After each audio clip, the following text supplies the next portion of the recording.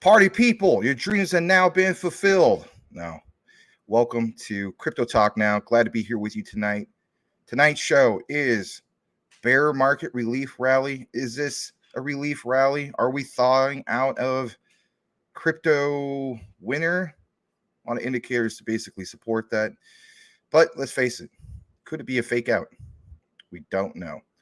Glad to have you guys here tonight with us at Crypto Talk Now. To get things started, if you don't mind, especially if you're a regular attendee or a longtime community member of CTN, is to hit that like. Helps get our show out to more and more people out there because it triggers the YouTube algorithm. Without further ado, let's go ahead and recognize those who are with us tonight from a wonderful audience. Let's start things off the right way, the best way, with the first comment of the day happens to be from Boomer Effin Sooner. He states, good evening, y'all. Sir Larry, Sir Max, good to have you here, Boomer. And he also has the second comment of the day. He states, after a long season of going 8-6, entering the playoffs, the fighting Boomer Sooners come from behind today and takes the fantasy football championship. Wow, that's awesome. Good for you, man. I like hearing stuff like that. That is cool. All right, let's go a little bit further down. We have Selmo Fudd is in the house. Good to see you, Selmo. Thank you so much for being here. I want to go ahead and state this on tonight's outline for news coverage. We're going to be covering, for one, of course, news headlines that happened recently. After that, on our particular outline, we have quant coverage, XRP, LCX, and we'll also talk a little bit about some community reporting from CTO and Stardog. Shout out to Stardog, who gave me some updated information in regards to ChatGPT. There's an update in regards to that particular token sniffer score. If you watch today's ChatGPT video, you'll notice that particular score was 0 out of 100. Doesn't necessarily mean that this is the same token. There's a lot of indicators to show it could very well be, because as reported, 50% of the supply was on Uniswap. All right, let's get further down into it. Boomer F and Sooners saying hello, everybody. Coochie Boy's in the house. Thank you for being here, Coochie Boy. Crypto High, or as Larry would state, Watermelon Sugar Crypto High. Hello, hello. Good evening, everyone. Well, good to see you. Sobo's in the house. Thank you for being here, Sobo. I actually have an answer in regards to that plagiarism thing, so maybe I could pull it up later. So in regards to ChatGPT, I did see another teacher, basically, she used her own program to kind of scan through plagiarism anyway. At the collegiate level, I remember there used to be a program that we would use to, for instance, if anybody turned in a paper, especially when they submit online, it scans through that anyway. So there's a lot of things to still kind of catch all that stuff. Grizzly Bear Greg says, hey, y'all, good to see you, Grizzly Bear Greg. If I didn't have a chance to say hello to you, Brian, I want to say what's up to you, man. Good to see you here tonight. All right, let me see. I'm just going to see if there's any specific questions. We'll get right into it. Mr. Shagans, I know that you posted that thing about the AI, and you said that you've been stating that for a while and nobody's listening. We do listen. You got to keep in mind, all right? So a lot of times people mention to us specific projects and stuff like that. There are ones we, will take more of that deeper dive into and so on, but it's not that we're trying to turn a blind eye on anybody. You got to keep in mind, like, we've been doing this show every single day since roughly April 18th, give or take. And there's a lot of times people just say, hey, check this out, check, that out and so on. But kind of like with crypto, right? This is supply and demand. So it's not that we're trying to ignore you, but good to see you here tonight. All right.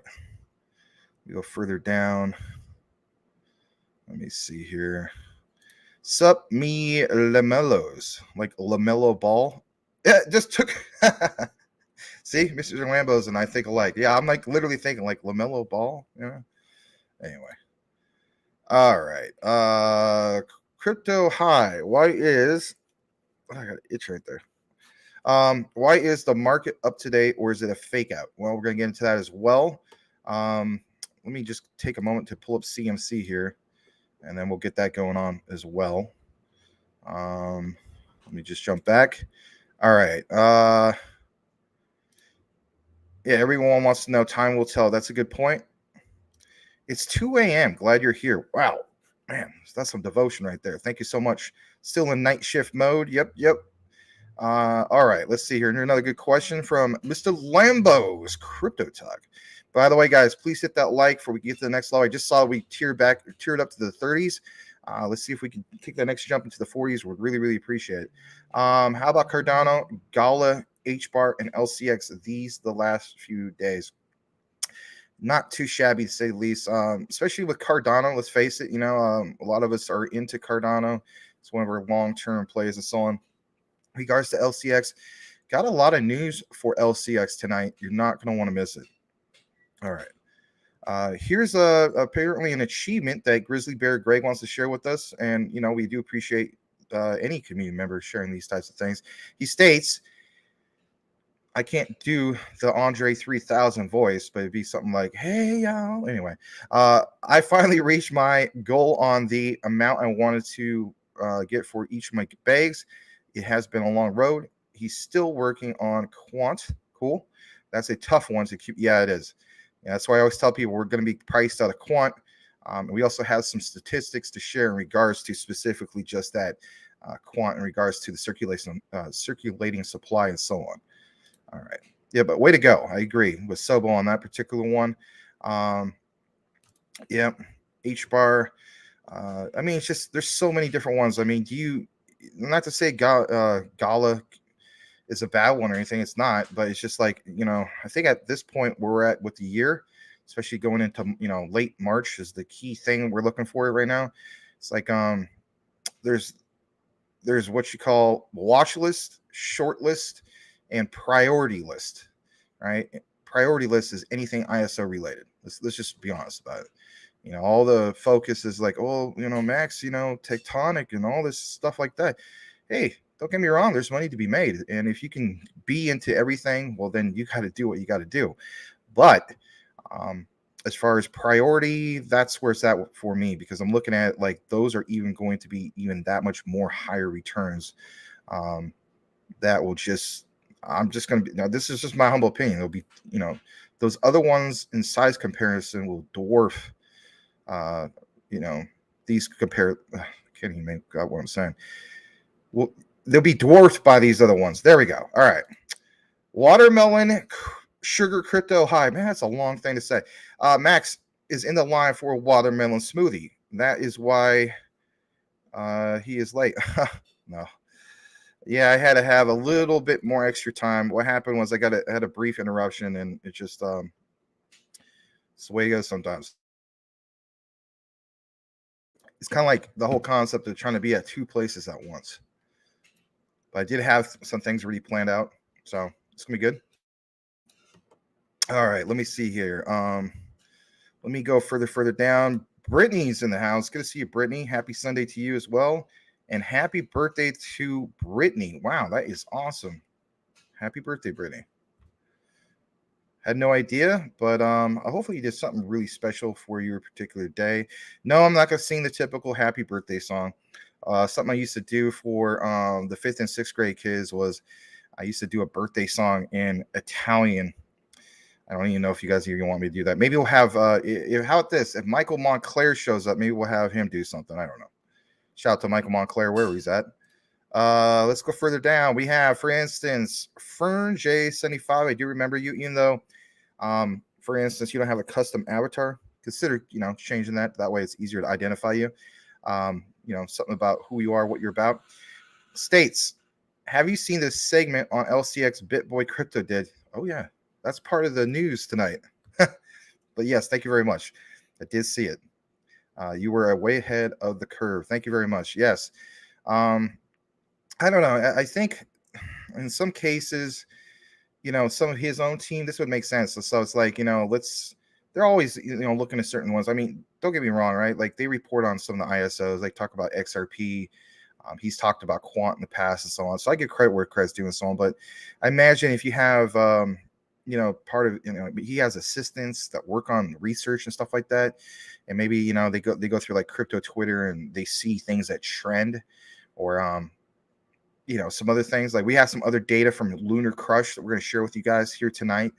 So I imagine that he has guys that are basically on top of that. He has to. I mean, if one of these days, that'll be the dream, right? We get up to like that status in the future. But it took him a lot of hard work too. I mean, he many years ago came, part of the grind and so on. But he had people part of his network, Wendy Yo, some of these other ones, who's it, Johnny Candles, stuff like that, and they just kind of all came up together. But the thing was, he speaks very well, very passionate about, what he's trying to do and so on. There's a lot of haters, don't get me wrong, who are not a fan of him and whatnot. And I get it. It's what comes with the territory, especially when you get bigger. I imagine at some point, if we got to, I don't know, 50 or 100,000 subscribers, I mean, there'd be the crew would be like, screw Maximus, man. I don't like that guy, man. You don't know Jack Diddley squat. Anyway, let's go further down. Let's say hello to what's the name. Hey guys, good to see you here again. All of you guys. If I skipped anybody, it's nothing personal. I want to say hello to Big Watch Dude. Good to see you, man. He says, what's up, Max and CTN? Thanks for being here, Big Watch Dude. Love the hair. Let me go further down, and then we'll get right into the news here just briefly. We're about 12 minutes in. Want to give a shout out to this dude right here, Crypto McDizzle, aka Crypto Mike, aka for Shizzle Manizzle for Show. He says, El Maxo, buenos dias. Well, hello. Good to see you, Crypto Mike. What's the name? ALBT partnership with LCX partnership incoming. Thoughts are very, very bullish to say the least. I think it's great for both projects and going forward. I mean, yeah, ALBT is technically not ISO 222. Neither is LCX, but they're always thrown in that particular group of ISO. So it is what it is. All right, let's go further down. I want to point this out because you know what? Flare does get brought up a lot. I know Richard Common Sense Crypto mentions them quite a bit. I know you do as well, Mike. Flare airdrops are tomorrow. Prepare for volatility, possibly up to 40 cents on XRP tomorrow, 20+%, etc. Nice. All right, Crypto Perez with the Shinobi update, aka Shinja. Thank you for being here tonight, Crypto Perez. He states Shinobi is pumping 0% buy tags to the moon. Pre-sellers got out. Wow. Nice info on that. Flare's connecting. I have been talking about Flare since June. Big deal on them. Yep, ISO. Yeah, thank you for reporting that, Mike. You have been talking about that for a long time. I know that there was that Flare delay, but now it's getting a lot of traction again. All right, let me see here. Sobo states, Max taught college 15 years, but stopped 9 years ago. Fourth grade now, so plagiarism not much of an issue. Out of touch the call. Yeah, that's cool. I've done fourth grade as well. I've done technically a little bit of kindergarten at one point too. I mean, you got to have a lot of patience for that. Anyway, so K through 8 basically. A little bit of high school, and then I also done college. So good to know. My preference, I feel as though the last good, when the kids go from the stage of they're not ornery, they're still kind of kinder and sweet. Fifth grade is the final year for that. Something about that summer when maybe it's puberty or whatever, a lot of the hormones kicking in and so on. They literally go from that particular summer, that jump from fifth grade summer to sixth grade starting school. What happened to these kids? You know what I mean? So, I like teaching, fourth and fifth grade and so on. Sixth grade is probably my max. Eighth grade ain't bad, but it's just kind of like, it's like 50-50. You have that half of the group of the kids in which they're kind of still in that honorary mindset. And then the other ones like, yeah, let's respect our teachers, like we're supposed to be here to learn, and they don't really act up as much, but I don't know. It's one of those things. I'm sure you dealt with this as well. Let's see here. You know what I'm going to say, Menelect. You know what I'm going to do. Menelect, hello. Is it me you're looking for? Lionel Richie. And with that said, will Mentelect ever follow me back on Twitter? I don't know. We'll see. All right, Brian Dowie. What's up, Menelect? Good to see you. Tim Shea's in the house. Do you think the flare drop will actually happen? No more delays. That's a good question for Mike Cornwell, obviously. All right, one more. LCX, Bank of Crypto, another one I've preached for a long, long time. Yep, you preached a lot of this stuff, man, and a lot of it's came true. So, Mike Cornwell, aka Crypto McDizzle, Foshizzle, my prophecy nizzle or something. I don't know. You have called it. All right. Yeah, LCX for the win. Yes, yes, yes. All right, let's go further down. We got Crypto Puppet in the house. Good to see you, Crypto Puppet.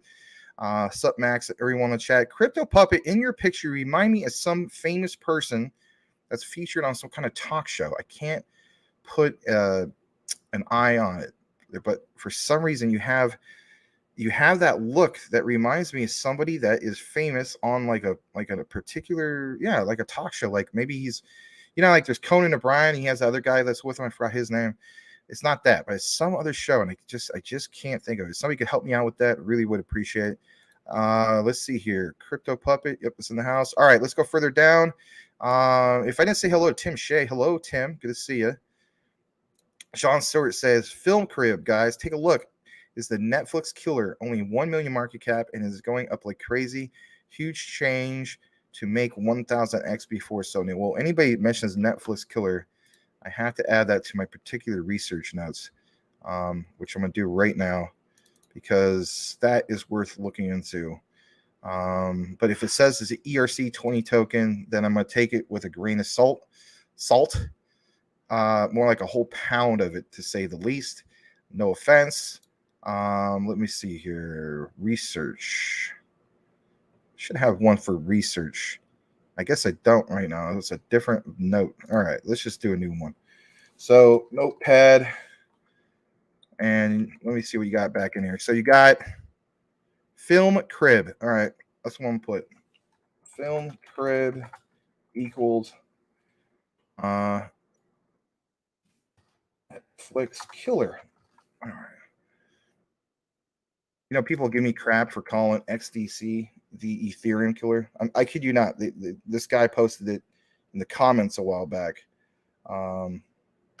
Crypto research notes. I already have a notepad for that, but I don't want to pull that one up.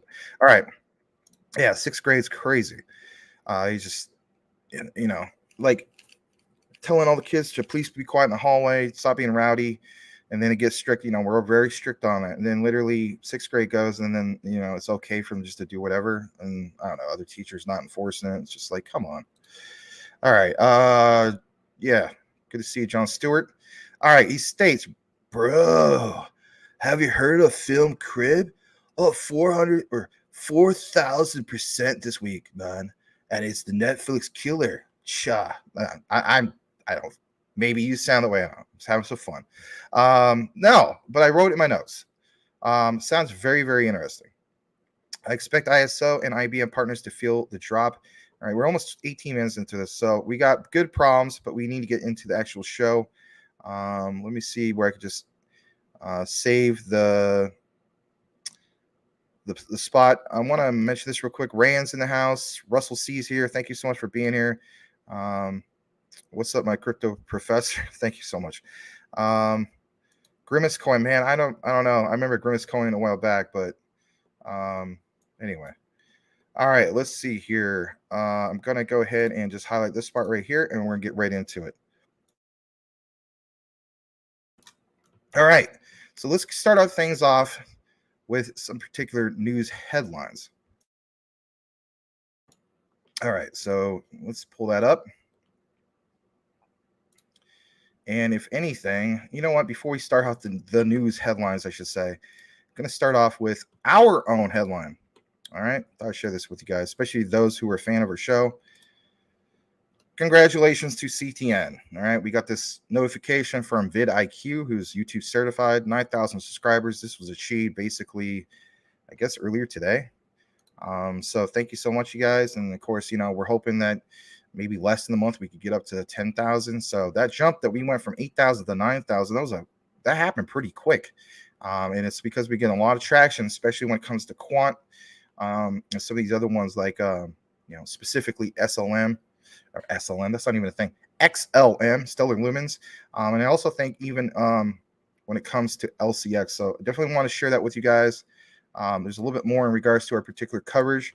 It is now the news headlines. And again, thank you so much for everyone that's here tonight. We have 42 people here. Again, guys, if you haven't hit that like, please do so. We can kick up to the next tier of 50, maybe even get back to some of the other nice weekly high that we had last week with as high as 65. That'd be really cool, but it really is dependent on those who are here to hit that like. That's all we really ask.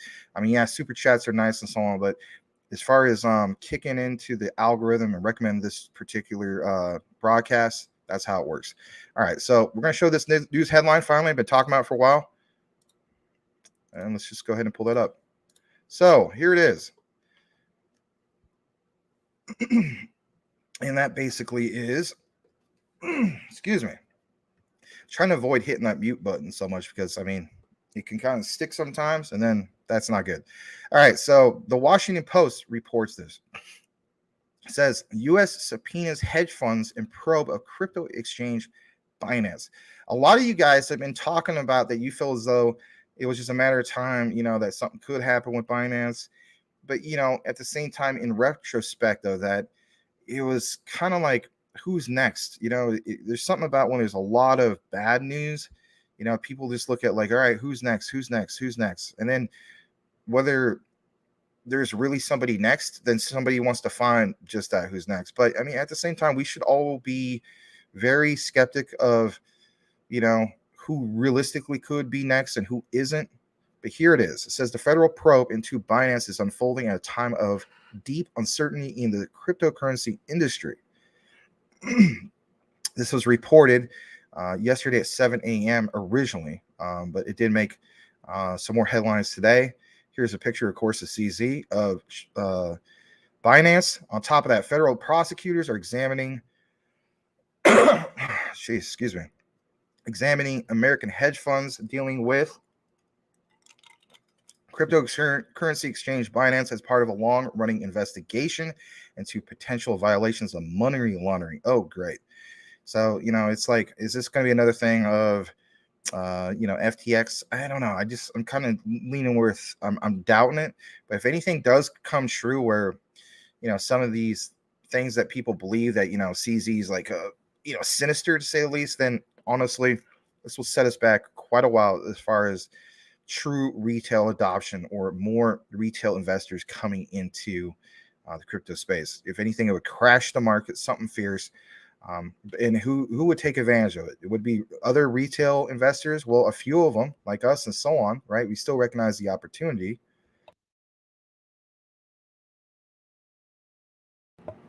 But nonetheless, the institutional money would come and sweep in all this stuff. You start seeing crazy whale activity and so on. So there's always going to be that. But anyway, here's the key thing, right? So jumping into this more further, it mentions specifically, according to two people, each of whom reviewed one of the subpoenas and spoke on the condition of NAMI to discuss the confidential matter, basically feel as though that these subpoenas which have not been previously reported, do not necessarily mean authorities are likely to bring charges.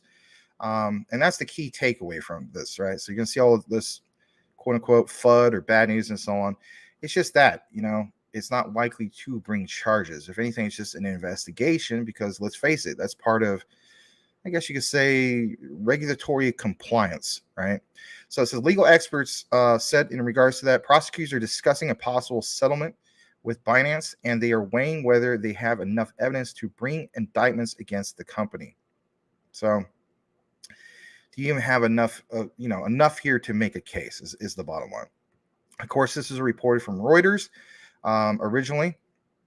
On top of that, we do not know about how, there's this, this is basically in reference to the implosion of FTX. This specific federal probe into Binance is unfolding at a time of deep uncertainty because of the crypto industry in itself. And it just kind of goes on more and more about, everything that happened recently in regards to FTX and so on. However, there is this. It says Binance, however, has a long, frustrating financial regulators and law enforcement agencies, legal experts said. They long frustrated them. So, I mean, if they long frustrate them, I mean, technically speaking, there's a lot of things that are frustrating about crypto in itself. But look at this. It says, for years, Binance let users buy and sell crypto on the platform without identifying themselves, making it an easy way for people to launder ill-gotten money. Now, that is an issue. And if anything, there does need to be them, being cooperative as far as the investigation, to say the least. I just hope that we don't find anything in which it's going to be, if you remember this yourself, like a Silk Road moment. And of course, for the newcomers, I don't want to take too much of a deep dive into that, but just know it had a lot to do with, for instance, drug dealing at a organized crime scale, right? All right. So if you want to view more about this, it goes into some details on some other things, for instance, like Sam Bankman-Fried and these other reports. You could definitely see the full report at the Washington Post. And of course, there's also that Reuters reference that's mixed into the particular news headline. All right. One more thing before we kick it back into the comments, because let's face it, we did about roughly 18 minutes into it. I do want to show you guys this right here. And this is now kicking it into our next particular news coverage, which is for Quant. Now, shout out to Greg Lunt, great content creator, another person that's in the Phoenix area. I guess shout out to all us Phoenix people. He states why he's so bullish on Quant. Now, here's the key thing. Sometimes people ask me, hey, these particular questions, Max, could you tell me why you're so bullish on Quant in one sentence, right? Like, really put me on the spot. Well, if somebody puts you on the spot, and you want to give them a quick gist of it, this is actually pretty good stuff. So it says, why am I so bullish on Quant? Unique solution for a real problem. So instead of you answering just, oh, it's, interoperable, that's always the thing. The interoperability, 100, allows 100 plus blockchains to be, connected. All those things are great, but this is a pretty good outline. So look, impressive enterprise adoption. Check. Yes. Right. Full regulatory compliance. This is why we state that Quant basically is like the closest thing to regulation safe, right? Nothing's 100%, but it's the closest thing in my humble opinion. Utility driven with capped supply. Utility as in what? Quant's overledger, that particular operating system, right? And on top of that, Quant is what? It is blockchain agnostic. So let's stop overcomplicating this. Couldn't agree more. Shout out to Greg Lunt in regards to that. I'm going to kick it back into the comments here briefly, and then we'll have some more Quant news coverage for you.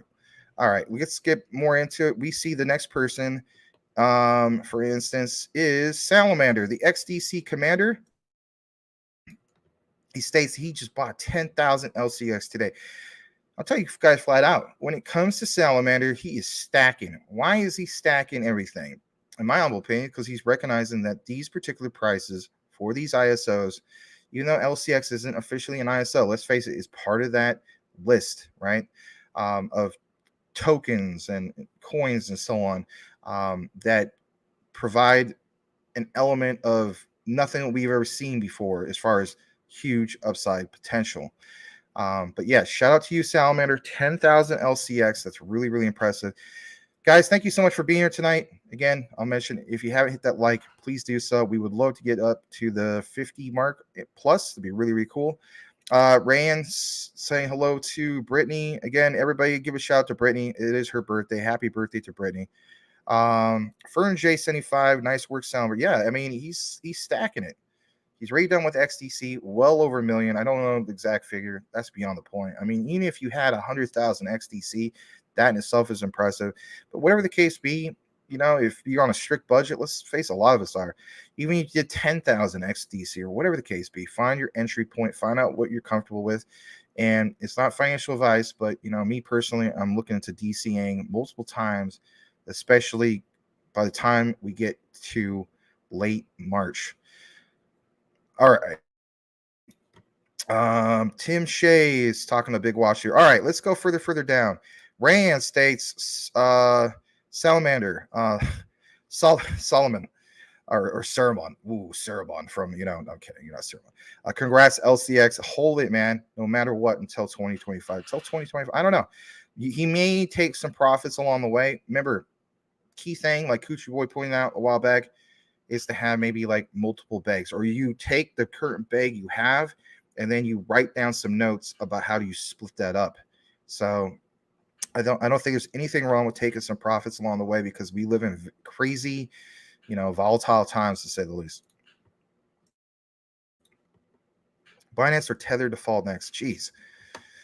I hope to God that doesn't happen, to be honest. All right. Project Fire Salamander. LCX is smart DeFi terminal for decentralized finance markets. Salamander, who knew? Wow. All right, let's go further down. We have Bitcoin. BMW says hello to everyone. Hello to me. Good to see you, Bitcoin BMW. Appreciate you being here. Let's go further down. Sean Stewart has this statement. He says this government should stop screwing around and trying to manipulate the prices and legalize crypto and move on like many other countries are doing. Yeah, for all the people who are saying that they don't want to see that, we get regulatory clarity that actually can very well help the prices of quite a few things. And that should be one of the key takeaways. The days of the Wild West of crypto, let's face it, I mean, they are coming to an end. As far as how fast they come to an end, well, I think we get an introduction to just that starting in March. How do I know that? I'm basing it on how basically Congress works, right? So they come out of the lame duck session, they come back in. For instance, they get their staffs together, especially if it's newly elected officials and so on. And typically speaking, when it comes to passing any form of legislation and so on, it usually kind of gets the ball rolling in March. Let's just be honest about that. So I see a lot of things happening in March. And let's face it, when it comes to these ISOs, already a lot of things are happening in March. Why March? I don't know. It's just, is it part of like what you're talking about? The manipulation could very well be. But yeah, I'm looking for late March. I know when it comes to crypto, you can't have anything on specific dates, but let's just be real about it, right? After March 20th, we should see some real things happening. I don't really see there being another delay for the ISO mandate. That'd be crazy. But it could happen. It could very well happen. All right, let's go further down. Let me see. What's the deal with the punch? I mean, guys going like this. It means they're giving you a dab. Unless you're referring to this punch, which is just, mango punch. I'm trying to stay hydrated and also not trying to drink something carbonated. Anyway. Let's go think. Is a cool thing. Yeah, it's just something people do, Give me a dab. What am I going to do? Like back in the 80s and 90s, it was like, what, a high five, down low. Remember how we used to say back then? Oh, too slow. Anyway. All right. Salamander, try XLM while you got the bright future. Oh, I'm sure he's tried all of them, to be honest. When it comes to that stuff, he knows his business. Fern J75 says we might think he's nuts, but he only holds LCX and Quant. I don't think there's anything nuts about that. I mean, you got to do what you got to do. If that's what you're committed to about, that's what you're passionate about, then if anything, that fuels that even more. Me personally, I mean, I don't know. Maybe I'm too diversified. 50 plus projects. Shoot, man. Mike Cornwell, aka Crypto McDizzle, he shot me a message last night. Let me know, like, gosh, what was it? Like over 200 projects or something like that. Maybe more, maybe 500. I think it was 500. Don't quote me. Maybe Mike can give me some clarification. Am I right? Did you say 500? So there's that. There's one extreme to the other, right? But you gotta do what you gotta do, and you're all in. That is really cool. I don't think you're gonna be disappointed on that at all. There's always these rare circumstances. Like, so I want to state this real quick. Like in 2021, if I would have just went all into Shiba Inu, instead of diversifying, that obviously would have worked out. If I would have went all in on Shiba Inu instead of 8K and 88K for that particular time, that would have been like, oh my gosh, like, Max is worth $500,000. Yeah. But it's part of the crypto journey. But for the most part, I would still say, even to myself then, no, it's still better to diversify, because what if that didn't work out? I mean, there's always the what if, but there's also, everybody's gonna do that. Like, I should have done this. I should have gotten the Bitcoin back in 2009, 2010. Yeah, absolutely. All right. Let's go further down. Brian Dowie says, definitely not hoping for it, Max, but I think Tether or Binance is the last Black Swan event. Yeah, I know you're not hoping for it, Brian. I know, man. I'm saying I'm with you on that. Like, it'd be horrible, man. For me personally, I don't know if I can go through that much more pain. Some people are cool with it, but I mean, like, oh man, I'm just looking at like, gosh, I don't know. That would kind of like, I try to keep, a happy face and stuff like that, but it'd be really hard as a content creator coming on here and be all like, rainbows and unicorns and let's smile and no, I'd be feeling a lot. That would affect my mental health, to say the least, and I wouldn't be the only one, right? I think a lot of us. Daniel Delgado, amen, John. Good to see you, Daniel. I shot you an email back a while ago, but take a look into that whenever you get a chance, or if you haven't, that's okay too. Salamander's in the house, saying hello to Fern. All right, let me go further down. Glad people are welcome, Daniel. I used to think that you guys were making this up when it came to the whole elbow cough thing. I want to say that for the record. But you're not. It actually shows. Yeah, I'm looking at it now on the other screen. It's actually, like it's a thing. I thought you guys were just kind of making fun of me from when I was sick last was it September or whatever. But if there's actually an emoji, go figure. Anyway. All right.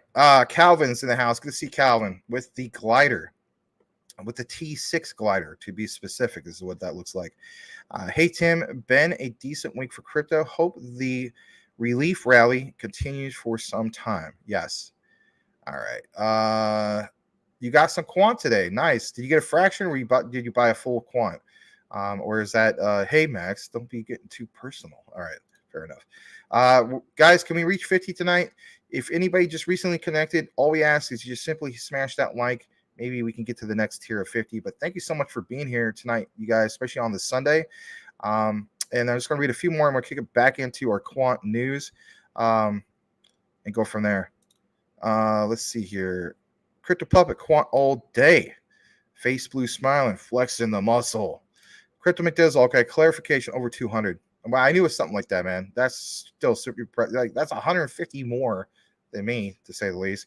But hopefully, I know you got a lot of those meme tokens too, and also low market cap. But the way you mentioned the way you look at it and so on. So I mean, guys, Mike is well into the ISOs by far. If it wasn't for him, like we might not have even covered a lot of this stuff. But on top of that, he's also into some of the low market cap ones, like some of the the memes and so on. And a lot of you guys do that too. You know what I mean? But if anything, I think the main key thing, if you're going to do memes, which I don't personally recommend that, okay? This is just where we differ. And, again, I have all due respect to all you guys. I think he has a good approach. And that is, hey, I'll just throw, for instance, like, maybe like $100 at this. But the days of throwing at like $1,000 or $10,000 at some of these meme tokens, I mean, to me, it's just that risk to reward ratio is just not really there. But, do what you can afford to lose, as the saying goes, because you could very well do that, and that is lose it. What's the name? What's your priority watch list, Max? All right. I have been getting pinned down on this quite a bit. There's another guy who was from the comments I recorded. Priority watch list for me personally is, for instance, obviously quants because of the scarcity, right? So, for instance, we have reports stating that the full circulating supply or the full supply is now in circulation. I do kind of need to double check some of that, but we'll get into that in a bit. So my issue is the reason why this takes a slight edge, maybe over the likes of XRP and so on, is because of scarcity issue. But again, sometimes the XRP launches itself to the top when we have, for instance, like what Mike was talking about, the whole thing with Flare. Also, when you hear, for instance, a particular government or a particular government that has a specific central bank where you get indicators that, yeah, they're definitely, there's this thing in motion now to have specifically, tapping into that on-demand liquidity, because any hint of that on-demand liquidity going live, then that leapfrogs whether we're all quant fans or not, that leapfrogs XRP to the top of the list. That's just the reality beyond all. There's all the projects we're into and so on. Don't get me wrong. But then if that happens and it happens sooner than we think, then that supersedes everything. That becomes number one priority. All right. So but as far as that portfolio, it's definitely quant, it's XRP. I've thrown in XLM because I feel as though when it comes to XLM, if you want to pin down one official worldwide cryptocurrency, it's them. Why is that? Well, for instance, think about this, and we had this thing on which Crypto Lulu shared a while back. Maybe I'll share that one particular again. I have to pull that one up as well. But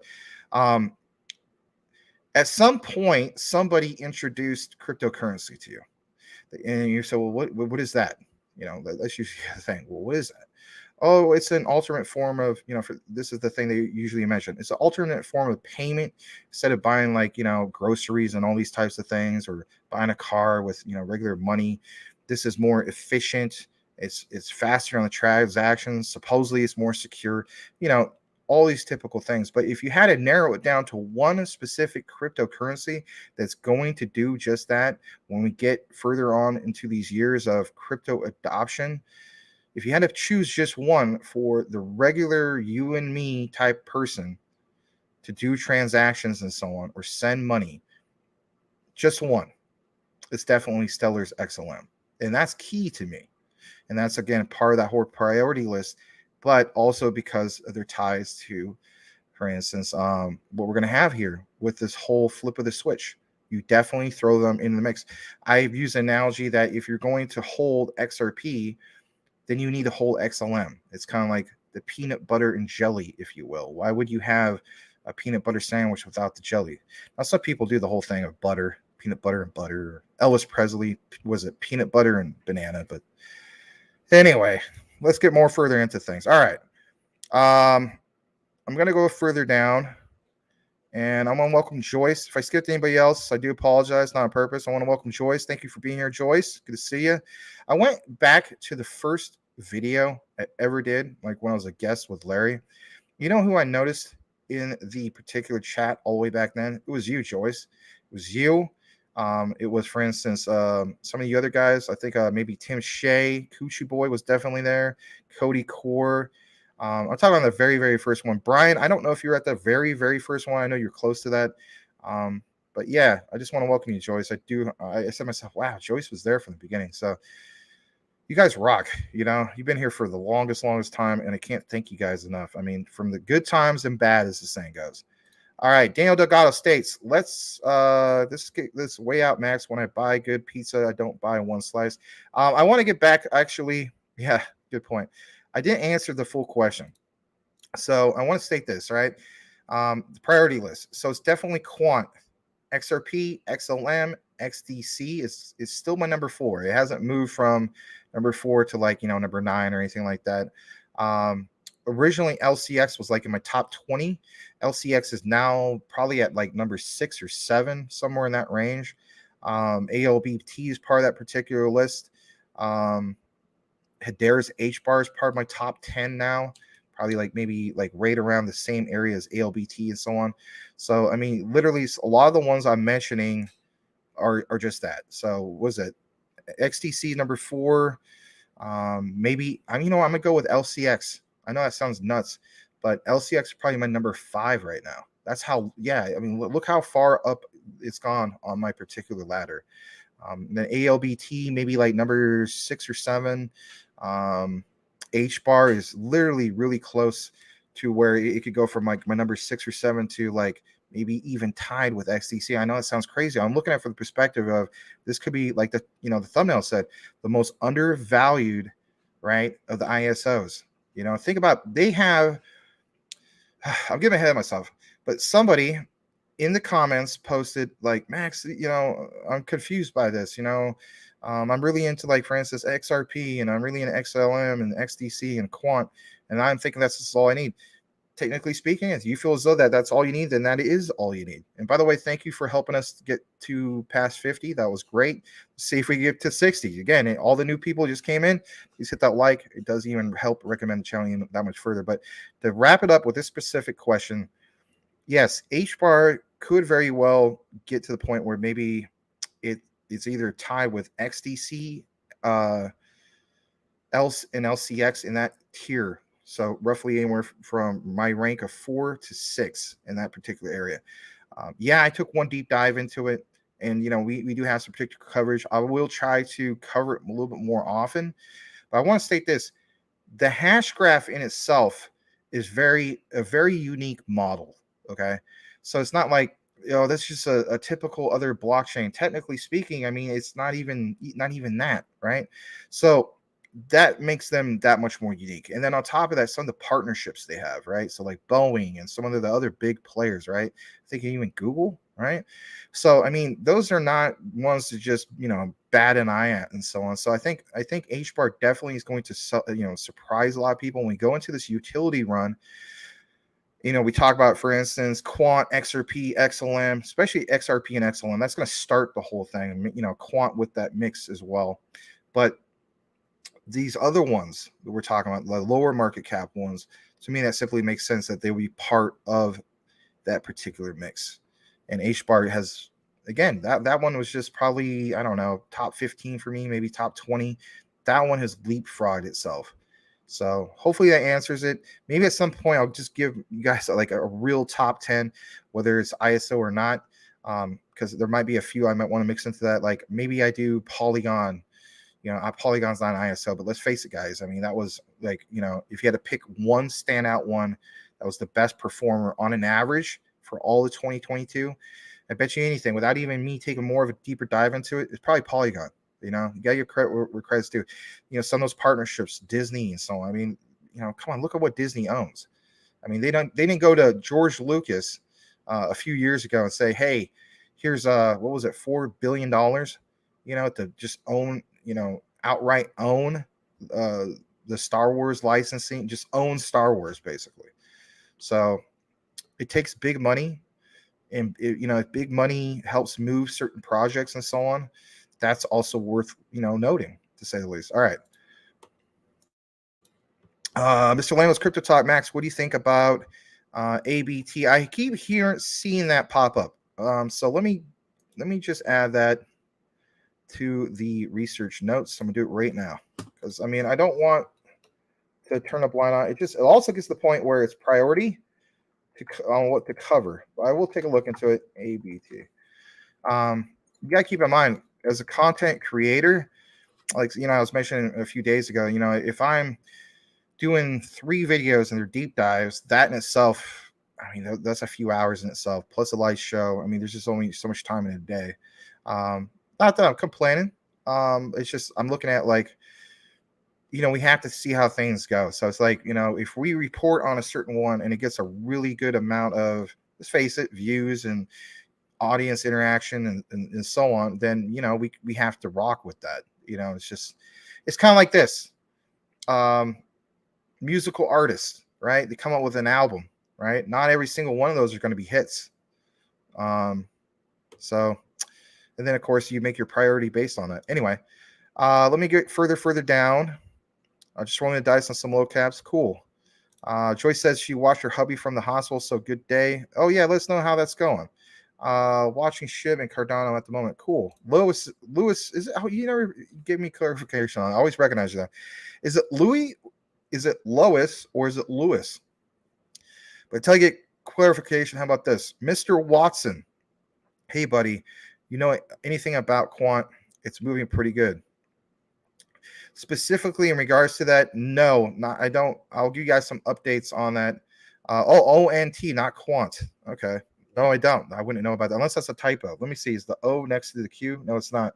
I never forget the other day, like somebody typed in, it was a Boomer F and Sooner. You said something like, here's my top picks, WNT, but it was a typo. And then God bless Larry.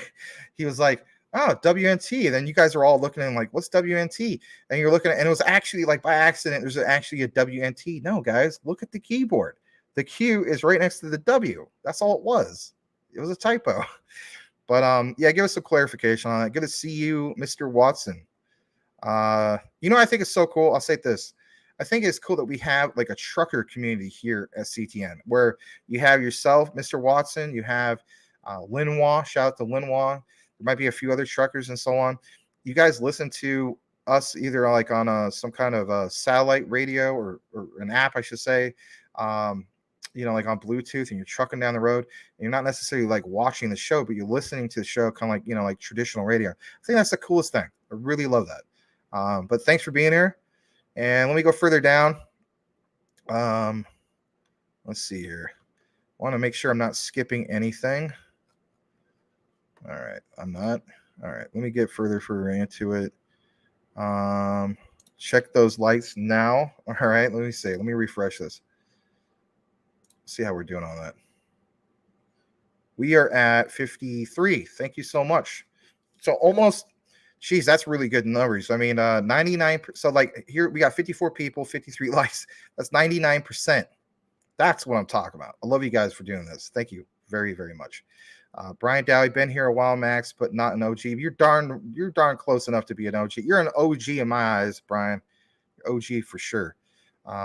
And I always say I love that that avatar you have, you and your son, with your Patriots gear on. It's really cool. Whether I'm a Patriots fan or not, I love it when people are big fans of their specific teams, and especially like if that was your hometown. I know you say you live in Toronto, but my thing is like I love it when people support their home teams. My mom was a big fan of supporting the home team. Like it was ridiculous. We lived in Portland. She was a big Portland Trail Blazers fan. We moved to Phoenix. Guess what? She became a Suns fan. I said to her, when she was living, I said, Mom, you trying to tell me like, this is long before the Milwaukee Bucks won the championship, right? Or the second championship technically. And I said, Mom, what if we would have moved to Milwaukee, Wisconsin? Would you have been a Bucks fan? She's like, yeah, I would have been a diehard Bucks fan. I root for the home team. All right. Fair enough. Anyway. Let's go further down. Yes, XRP, XLM, Quant, XDC, HBAR. All right. I've done more than enough in regards to the comments. I want to kick it back in. I'll read this one more. Nobody has mentioned MNW. That is not true. Papa Mex has been DMing me about MNW. And if anything, some other people have been requesting that. So it is on my priority list. And if anything, I'm going to write a note right now. Be on the lookout for a deep dive video for that. It's not going to happen tomorrow, but it keeps popping up. So there's a reason why these things keep popping up. And I do know that they have a similar use case compared to VET, and VET has been something that's been on my particular list for a long time. VET is not officially ISO 222 compliant, but technically speaking, you could throw that into the mix. I've heard rumors that it basically is. I can never get real clarification. Maybe I should just take more of a deep dive into that. But it's supposed to be ISO 222 compliant as far as from the inventory side of, the inventory sector, right? So again, yeah, this has similar use case, which is the one that is going to accomplish that particular utility that VET has been trying to get going for the last 2+ years now. Is it going to be MNW first? And if that ends up being the case, that helps leapfrog them ahead of that particular specific utility. All right. CryptoGog, Polygon is a coin of 2022. Facts. It is. It really, really is. If you had to look at one, just pick one that did the best in the bear market of 2022 crypto winter. I think that one takes the cake. I really, really, believe that. I don't know. Maybe I'm wrong. Maybe there's another one, but they definitely seem like they had, the best average. Maybe not like all, where it went to the moon or anything like that. But as far as the best overall average, am I too far off on that? I don't think so. All right, now we're gonna get more into it. I did see Daniel Gatons in the house. Thank you for being here, Daniel. Good to see you. The Crypto Smith, Sean, is in the house. Good to see you as well, Sean. By the way, man, shout out to you, man. I think you're over, was it 2,000 views now on your XRP video, and that was the first one you put out. Talking about having a hit. Do yourself a favor. Go to your analytics, find out what time you put that out and so on. And if anything, man, that's really, really cool to see you, had a nice hit like that. So shout out to you. Good to see you guys here tonight. And I'm going to go ahead and kick into this particular comment and back into the news. Max, agree. Mac was the 2022 winner. Yep. Thank you so much. And Daniel and Sean, if you guys don't mind, also, if you can hit that like, we're going to try to see if we can get up to 60, and we're going to get right in the news here in a bit.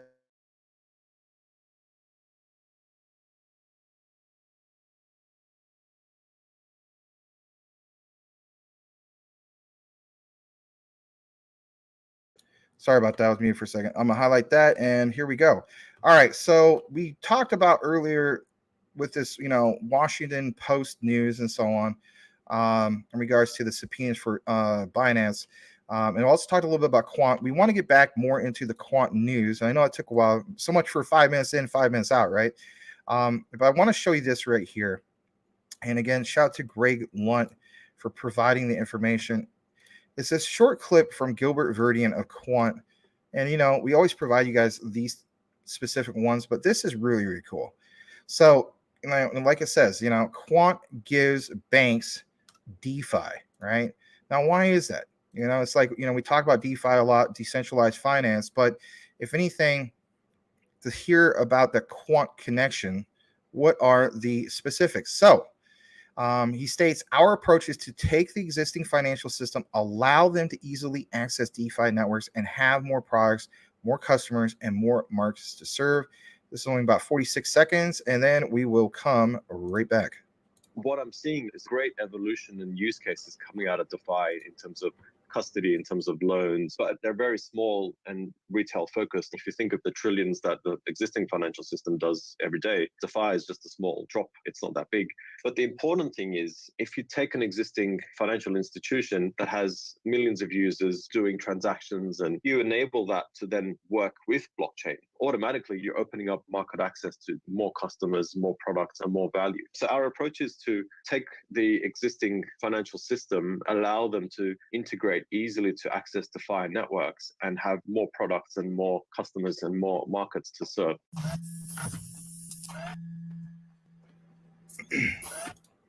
What I'm seeing is... All right. So shout out to Greg Lunt for always providing the great clips.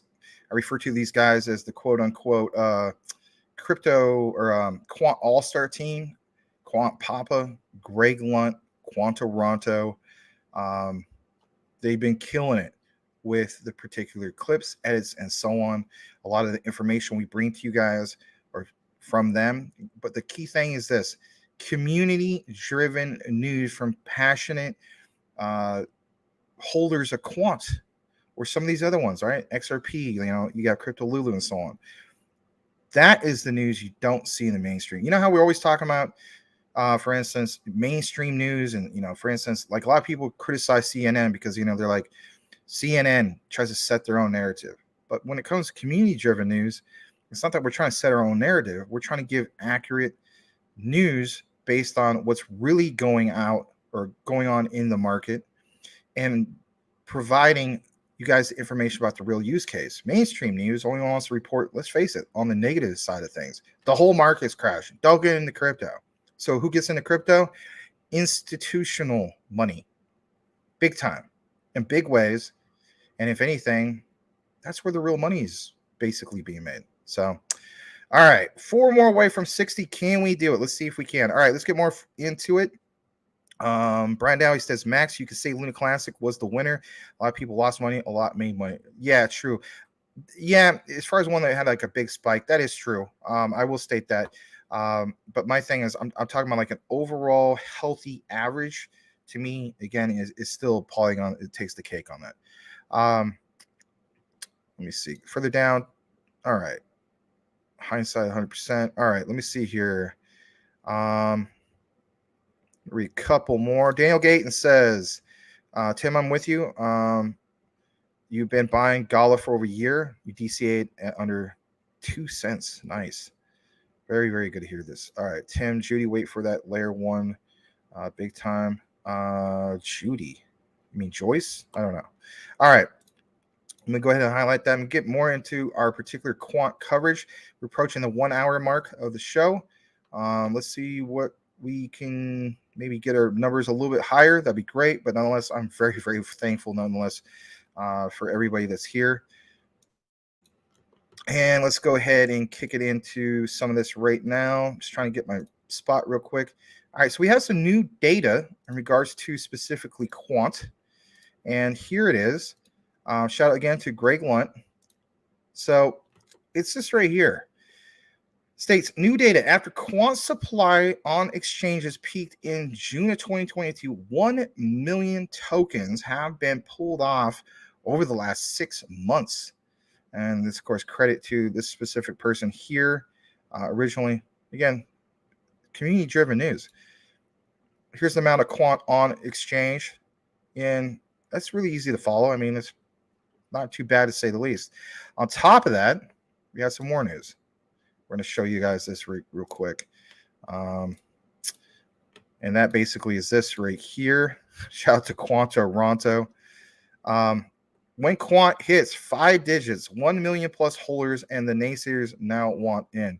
I'm actually going to play this for you because it's, let's face it, right? Got to have a little bit of fun, but it's a visual representation of how kind of like this would look, right? A lot of times, we just look at numbers. But if you want to put in perspective of like a bunch of people jammed in like sardines, well, take a look into this.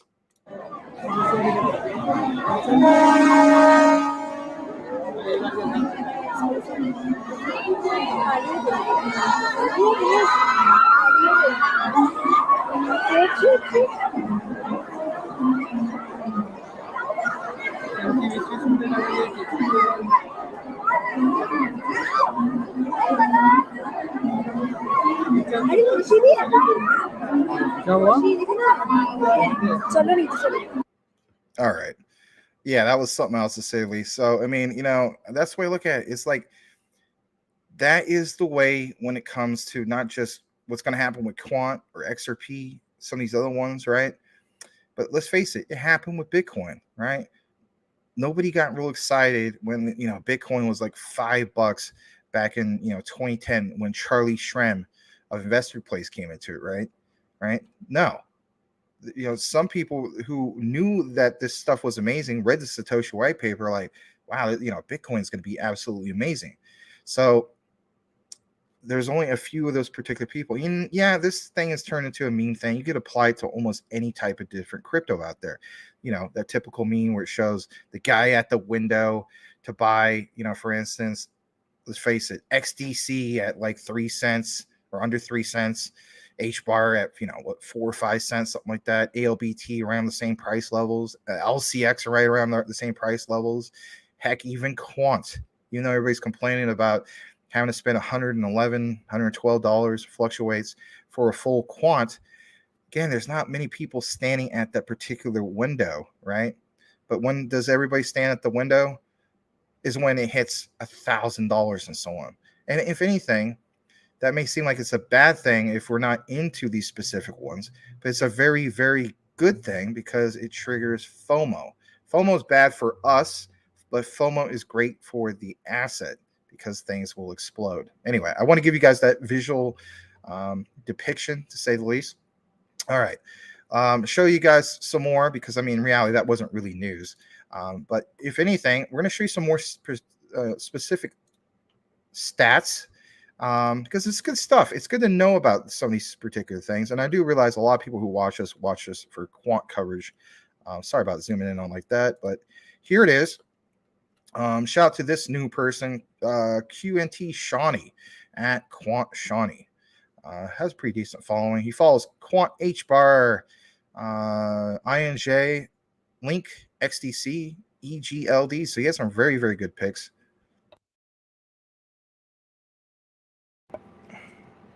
All right, I'm not muted. All right, so he states, not only does Quant have 33% less supply than Bitcoin, which is true, it currently has 99% of its max supply in circulation. Yeah.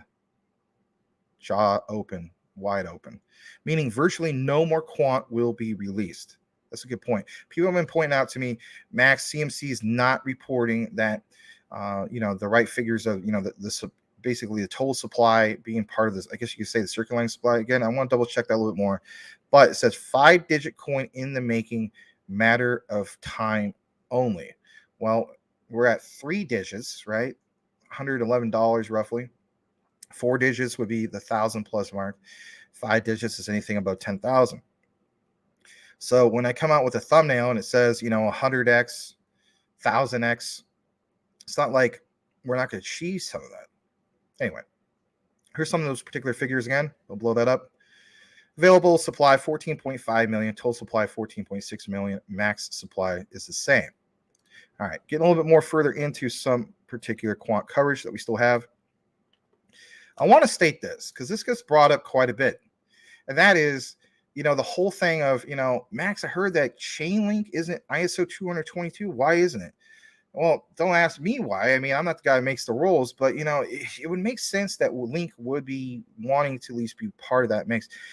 Can we all agree on this? If Chainlink was ISO 222 compliant, and on top of that was part of the cheat sheet, if you will, I think, if anything, that would help Link trend that much more. But it's also to the point, kind of like maybe they look at it as though, our utility speaks for itself and we're good with that. We don't have to be quote unquote compliant.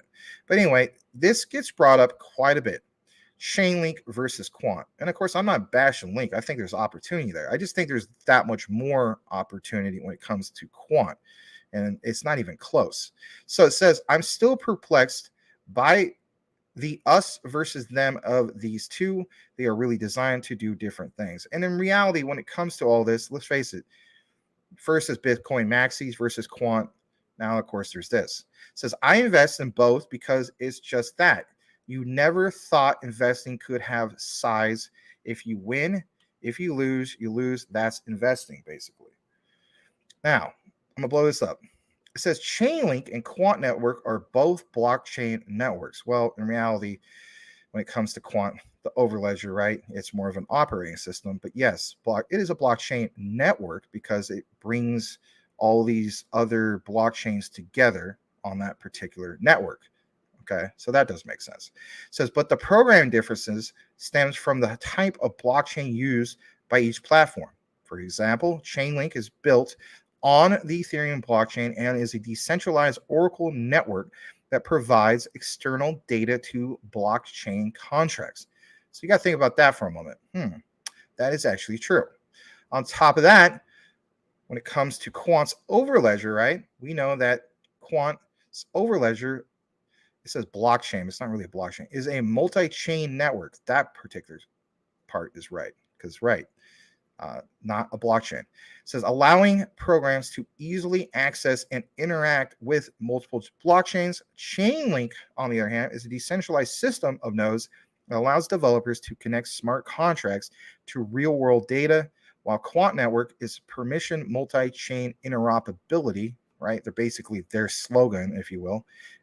And their particular multi-chain interoperability network allows developers to interact with multiple blockchains. So this was really well done.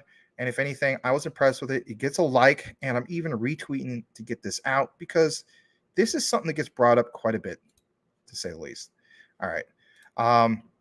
We're going to get more into our particular coverage. So that is it in regards to, specifically speaking, Quant. Up next is our XRP coverage. Thank you for joining us here tonight.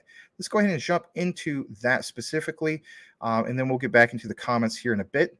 I want to share this with you guys because it's worth noting, to say the least. And it's in regards to this whole FedNow payment system. You're going to hear more and more about this. This is good stuff. So here it is. It says ISO 222 XRP FedNow goes live in mid-2023. Pay attention. Yeah, pay attention. This is why I'm putting so much focus when it comes to, everybody's talking about 2024 and 2025, and, we can't make no money or, basically recognize opportunities in 2023. Yeah, there's still plenty of opportunity in 2023, in my humble opinion. Why is that? Well, we got to pay attention. This is a minute in regards to this particular clip, and then we'll come right back. How will the FedNow service work? Imagine the owner of a coffee shop is running low on coffee beans and needs to schedule a quick delivery. She places an order, and the coffee bean company sends her a request for payment. She responds to the request for payment and pays for the coffee beans right then and there through an app from her credit union which uses the FedNow service.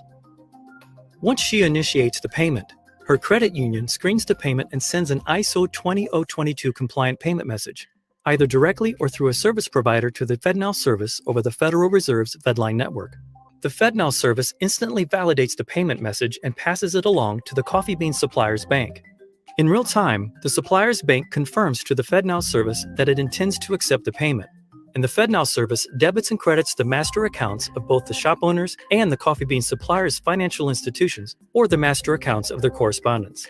The FedNow service also immediately sends a payment message with an advice of credit to the supplier's bank and notifies the shop owner's credit union that settlement is complete.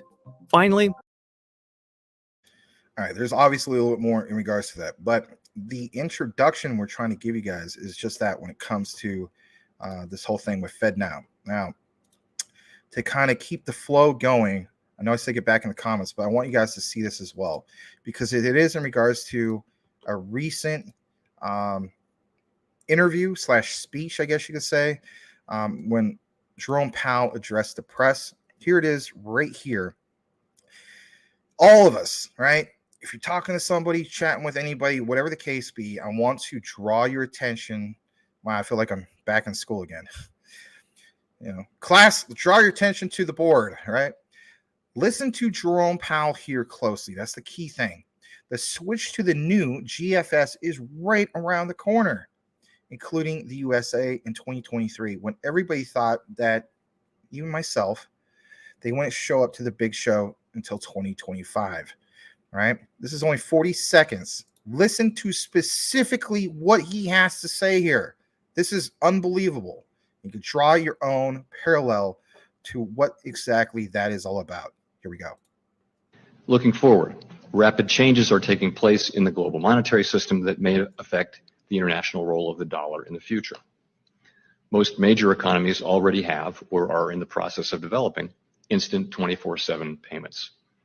Our own FedNow service will be coming online in 2023.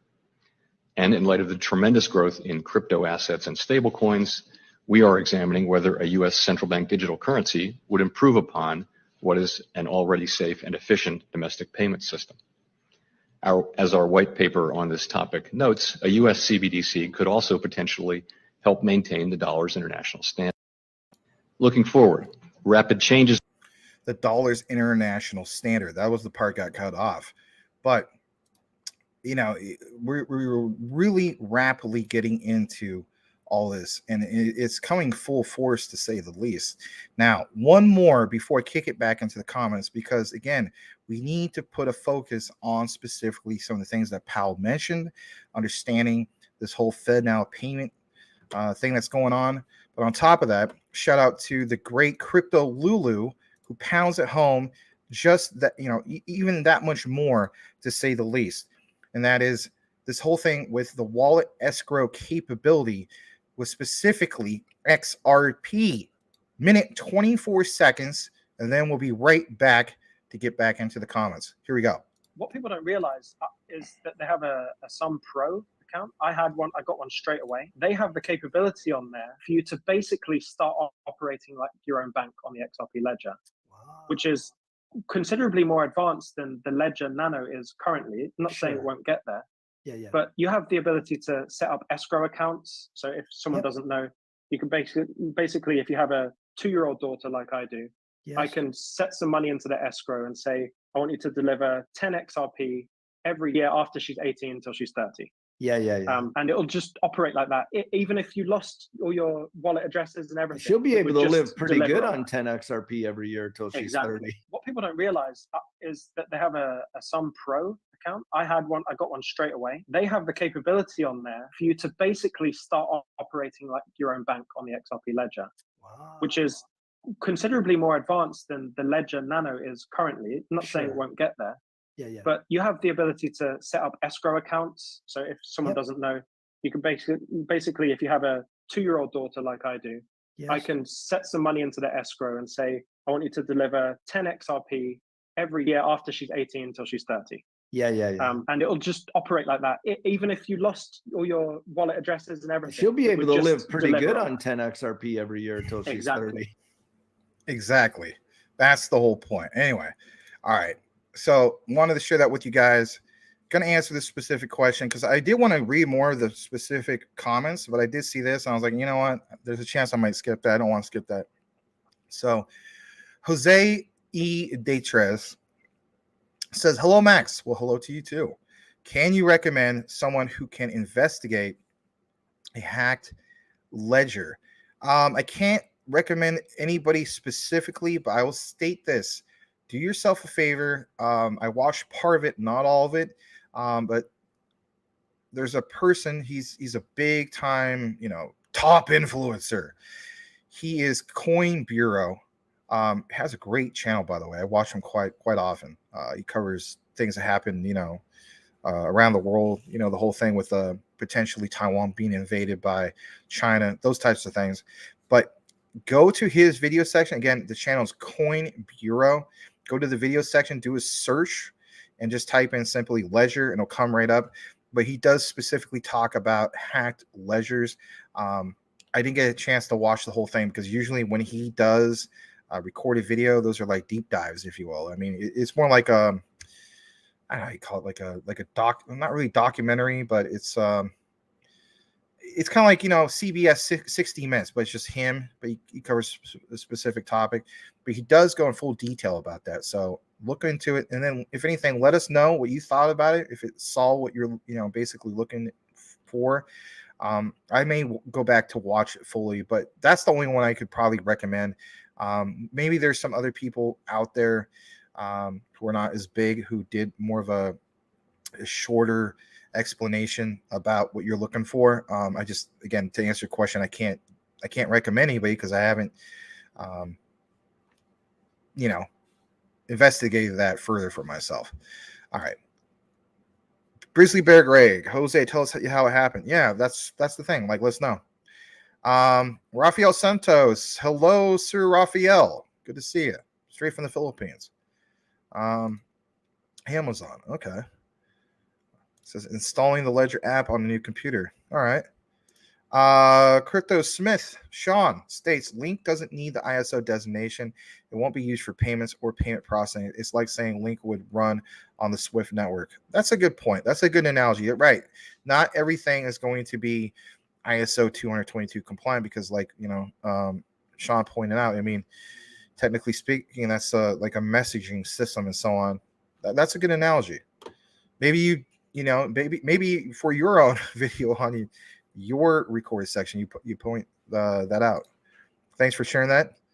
Let me see here. Where are you at, Tim? I can't see you. Huh. All right, let me go further down. Let's see what we got. Any specific questions?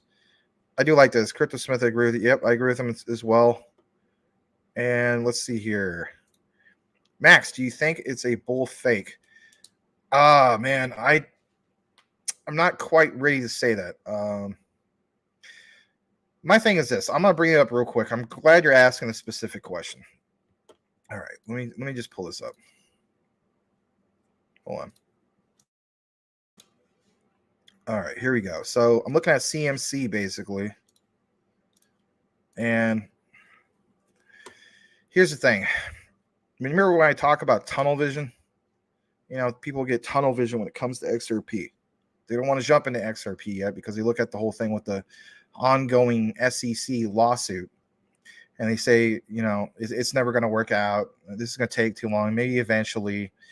But again, you got to look at it from the perspective of, is this going to affect the central banks of Europe? No. They're still going to utilize this utility. All right. So with that said, how does this relate to CMC? Well, look at CMC. Don't get tunnel vision when you look at CMC or CoinGecko or whatever you use. You go here and basically, how it says 2.62%. You know what the new investor does? They look at this and that's all they look at. They shouldn't be doing that. What they should be doing is saying to themselves, well, they're not doing this, but if they had a little bit more experience, and even with us, right?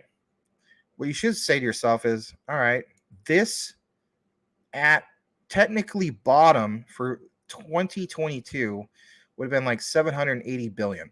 maybe 775. I can't remember, but basically Bitcoin was at what? It was at like, touched the 15s.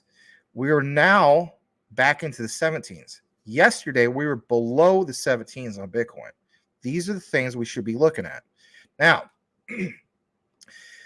so that means basically from the time that, let's face it, like only like not even a couple months ago, like it was a month and a half ago, somewhere in that time range, month and a half, 2 months at the most, basically the time of the whole Sam Bankman-Fried, FTX, Alameda research fiasco, right? We touched those 775, 780s, and so on. The key takeaway here is, even though this doesn't seem too significant, this is the key area of understanding the global crypto market cap. This has increased significantly. Now, I understand people say, well, that's part of the fake out. It will pump up, but we're going to have everything go dramatically down as soon as, for instance, Powell and the Fed come out with another announcement of, something crazy they're going to try to do to fight inflation. Those are all factors. Do not get me wrong, right? But I'm just saying, for the overall new person that comes in and they look at it like, well, we're only up about 2.62% over the past day. Again, the day, right? But if you want to look at the broader picture, this is a big increase if you look at, like, for instance, a monthly average or anything like that. So again, when I talk about tunnel vision, this is no disrespect to anybody, but this is just a good indicator of how we should be basically looking at into that. Now, in regards to the actual market, real quick, I want to show you guys some of this stuff. I'm not trying to bore anybody with this, but there's little indicators. When you have a top 100, they're doing things. I mean, come on. Like, remember I pointed out with Zilliqa, I felt as though that Zilliqa, broke support. Okay. Zilliqa is up 31%. Now, I put out a video in regards to XCAD. I said there's going to be a tremendous amount of, supply and demand when it comes to just that, being able to, provide a plugin or some kind of mechanism, if you will, that will allow you guys to get paid for what you're basically doing. And if you're just watching the live, by the way, check out that recorded video that we did. You owe it to yourself to find out more about XCAD. Not only it will benefit you as a viewer in the future once this is fully implemented with the utility, but if anything, if you decided to get into XCAD, not financial advice, you could do very, very well. But I'm just seeing all these little indicators. I mean, Zilliqa broke support at 2 cents, right? And went down to the ones. That would have been perfect opportunity to pick up like another bag of Zilliqa, for instance. Now it's up 31%. That's not bad. Cardano, you guys were mentioning that before, is up 20%. There's so many indicators, to say the least, but it could very well be a fake out. Even myself, I own GRT. It was one of the last ones I picked up. Picked that up probably about a month and a half ago or so. It's up about 11%. You're starting to see more and more ones from like metaverse related tokens and coins, Engine up as well. But even on my particular watch list, and don't get me wrong, there's some great ones in there, and there's some crap that's in there. Kind of monitor that as well. I'm looking at it from this perspective. Don't get into Wolverino. They have that V1 to V2, and then if you go to their Twitter, they don't even listen to count anymore. To me, it just seems like it's a blatant rug pull at this point. I am into Wolverino, but thank God I only had like extremely low bag. Like literally I had probably like, I don't know, $15 worth. It's kind of experiment. Glad I didn't get wrecked on Wolverino to the point that I did with Clifford Inu. But my point is, you see other things like Gala up 47%. Are a lot of influencers covering Gala? Yeah, but it kind of speaks for itself, right? They're doing big things, to say the least, right? And they're constantly reporting on that. They're doing AMAs. All those types of things are really good things. ALBT, that's one of the ones that are technically part of the ISO mix, right? Quant's younger cousin, as Tim Shea would say. That one's at 28% up, right? There were some other ones I noticed, like, we mentioned ADA. Lunatics. Man, no one was talking about Luna T for the longest time. Everybody was talking about shortly after the whole collapse of Terra Luna, now known as Luna Classic, right? But yeah, that one's up 21%. And then again, some of the other ones from like metaverse related platforms, right? Sandbox, Decentraland. Is that a coincidence to see some of this stuff? Could be. but I think there's more to it than that. We talked about Harmony One countless times. Yeah, they're still below that 2 cent support. They're hovering around right above the 1 cent, but even at this particular price level, that's a nice entry point. The point is this: recognizing what could be at the bottom. So if we're at the bottom and now everything's pumping, that's the whole debate of the relief rally.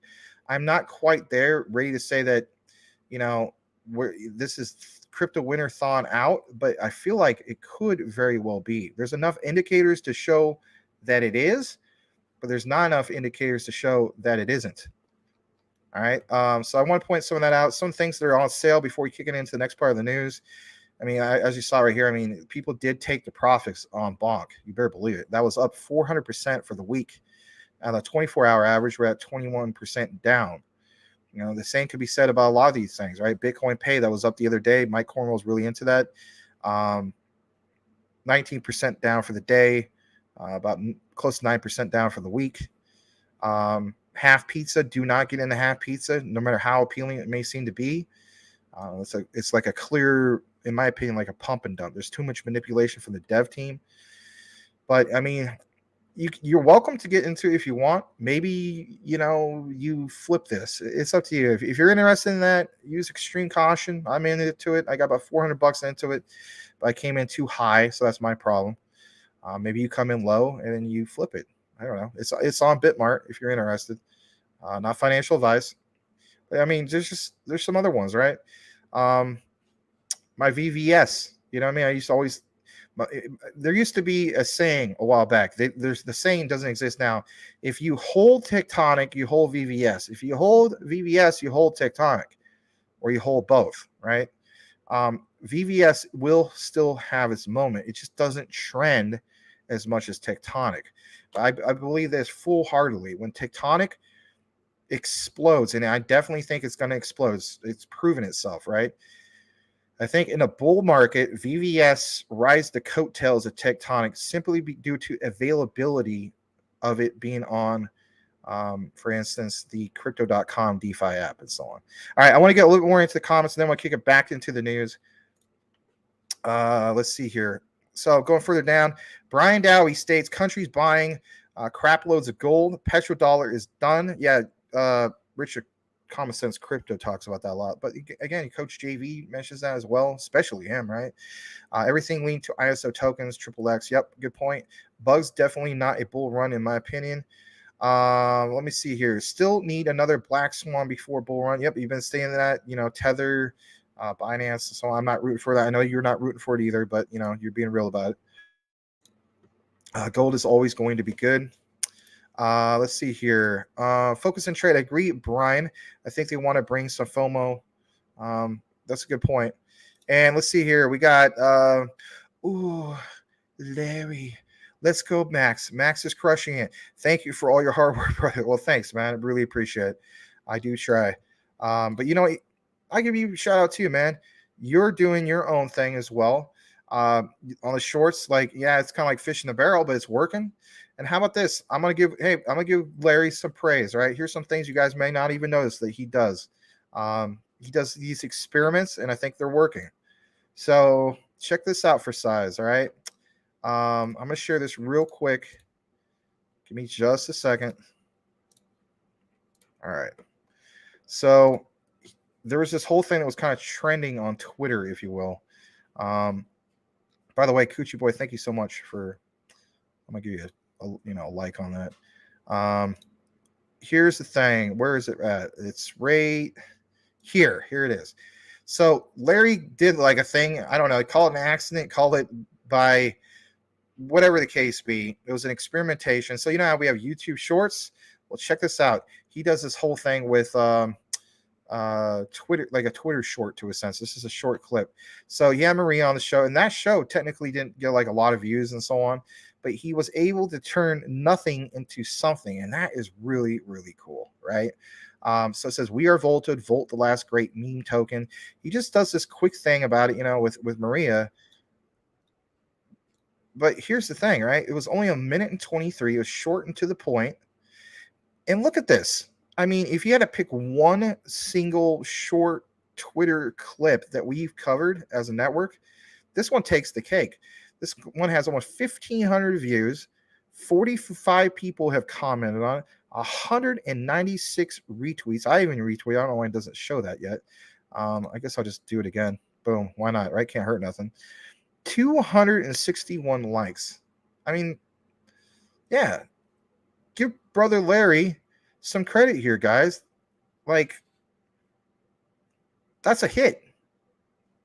And we appreciate it. So I know sometimes he gets some criticism like, oh, where's Larry at, Max, and stuff like that. But you know what? It's kind of like this. We're a team, okay? So like he mentions, like, for instance, he mentions the 98 Bulls. I don't know why he mentions 98 Bulls. Maybe because the last of the Bulls dynasty.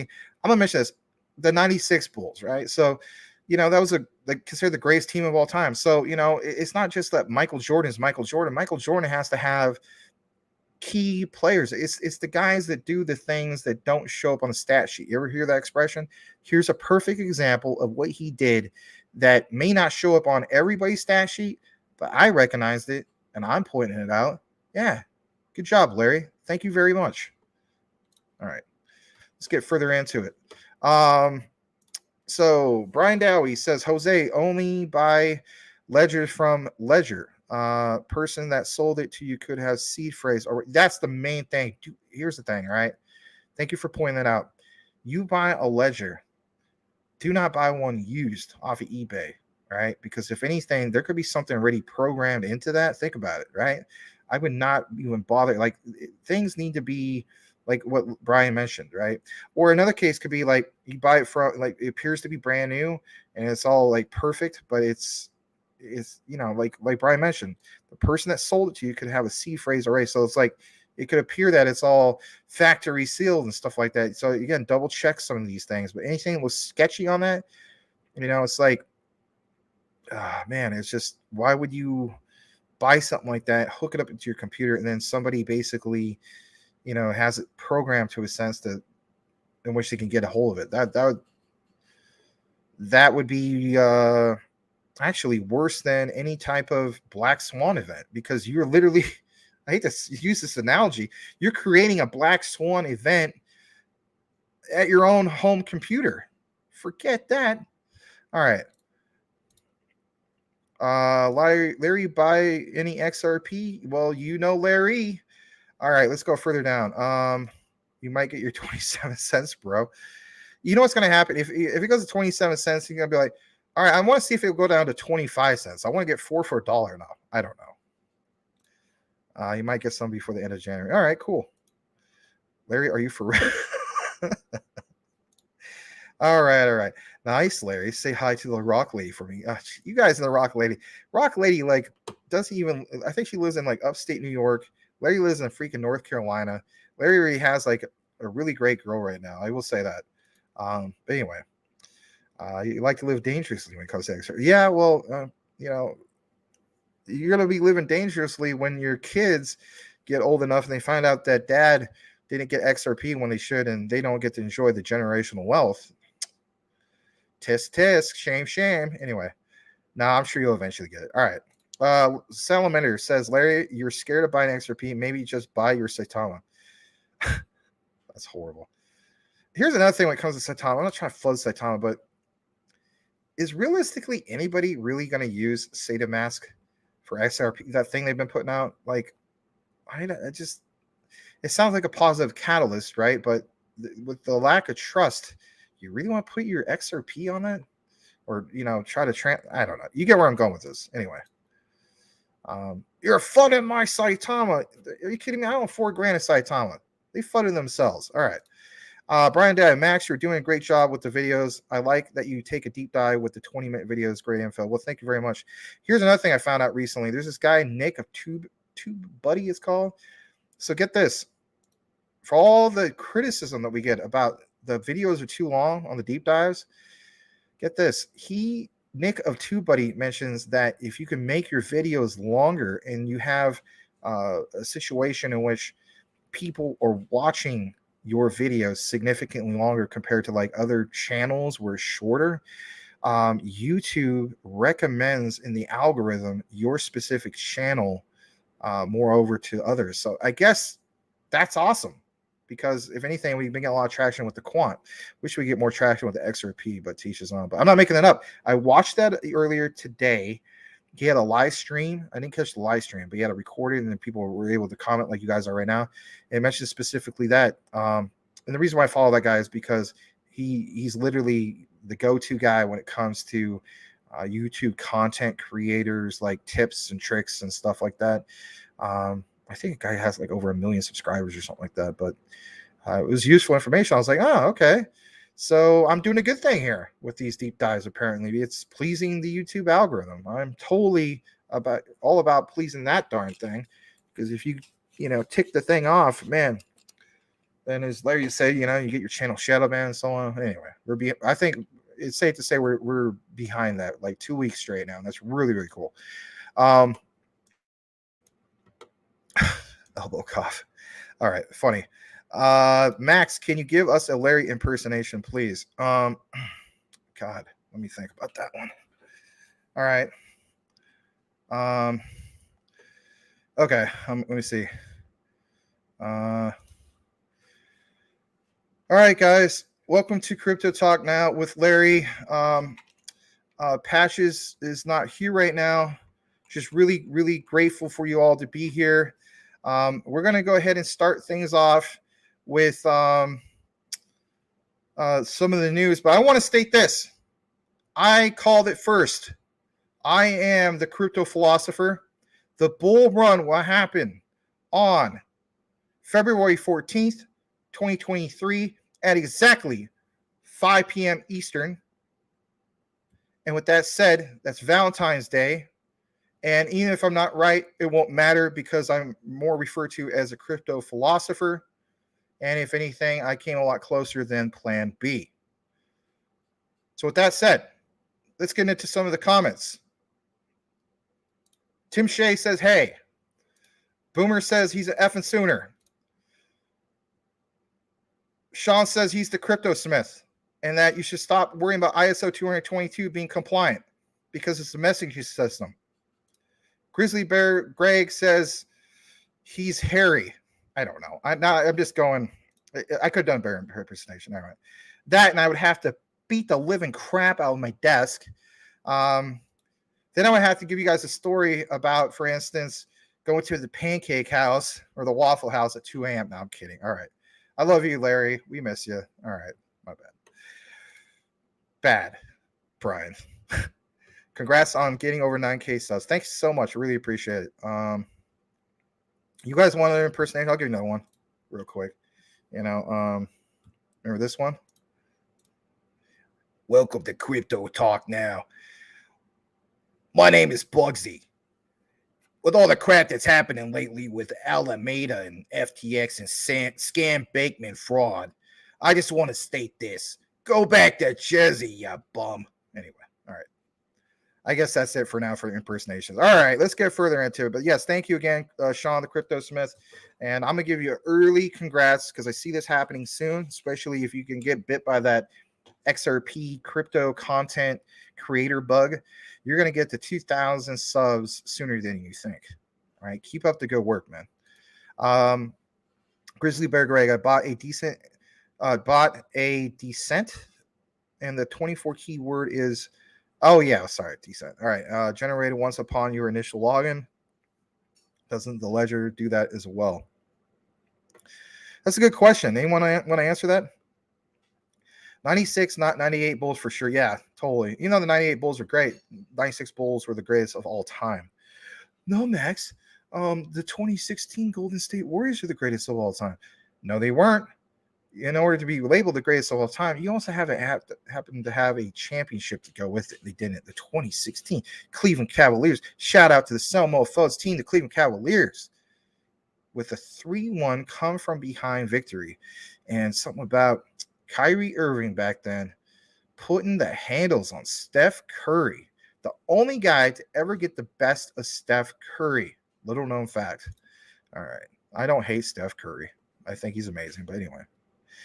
All right, this channel will be 100,000 in no time. Thank you for pointing that out. All right, we're going to get more into the specifics, but before we do so, we're going to shout out to Salamander XTC Commander. I love the Larry impersonation. Buy more LCX. All right, got to do one more. Can we get up to 50 people here tonight? I'm gonna beat the living crap out of this wall. I'm gonna beat it. This is not real wall. All right. I've been telling you guys. Peter Schiff wants to say he loves gold. I love gold. Patches likes to take an epic dump out in my backyard, and we're going to implement it into a game show. And it's going to be called, the segment is going to be called Pump or Dump. People don't even talk about, can we get to 40? Can we get to 50? Can we get to 60? This is not a real gratitude rock. I don't go to the pancake house at 2 o'clock in the morning. I will not buy XRP at 27 cents, for $1.25. I got money for steak, but I don't have money for XRP. I post pictures of my steak that I could have bought XRP with. All right, never mind. Thank you, Salamander. $4, $4 super chat. All right, thank you so much. Yeah. Anyway. Grizzly, he bought off Amazon, I assume. Yeah. All right. Oh my God. Oh yeah. All right. We need a steak. We all do. We all need some steak. All right. Let me although I'm having chicken pot pie tonight, but anyway. All right, so we're gonna kick it into some more of our particular coverage. And I know that we're not in the 50s and so on. We guys still look a decent crowd of people here tonight. We're almost approaching that 2-hour mark. But if anything, and if people have to go, I understand you have to go. I mean, sometimes I do this extended coverage, if you will. But I want to point out some specific things that are important, to say the least, when it comes to a lot of this. So let me see here. All right, so it's a little bit more in regards to the FedNow service. Remember we were just talking about it earlier? So here we go. And I apologize if I did share this earlier. I want to share it again because I think it's important to understand these things. So here it is again, or for the first time, where the case be. This is important stuff. So I'm going to go ahead and play this, and we'll be right back in 1 minute. How will the FedNow service work? Imagine the owner of a coffee shop is running low on coffee beans and needs to schedule a quick delivery. She places an order, and the coffee bean company sends her a request for payment. She responds to the request for payment and pays for the coffee beans right then and there through an app from her credit union, which uses the FedNow service. Once she initiates the payment, her credit union screens the payment and sends an ISO 20022 compliant payment message, either directly or through a service provider to the FedNow service over the Federal Reserve's FedLine network. The FedNow service instantly validates the payment message and passes it along to the coffee bean supplier's bank. In real time, the supplier's bank confirms to the FedNow service that it intends to accept the payment, and the FedNow service debits and credits the master accounts of both the shop owners and the coffee bean supplier's financial institutions or the master accounts of their correspondents. The FedNow service also immediately sends a payment message with an advice of credit to the supplier's bank and notifies the shop owner's credit union that settlement is complete. Finally,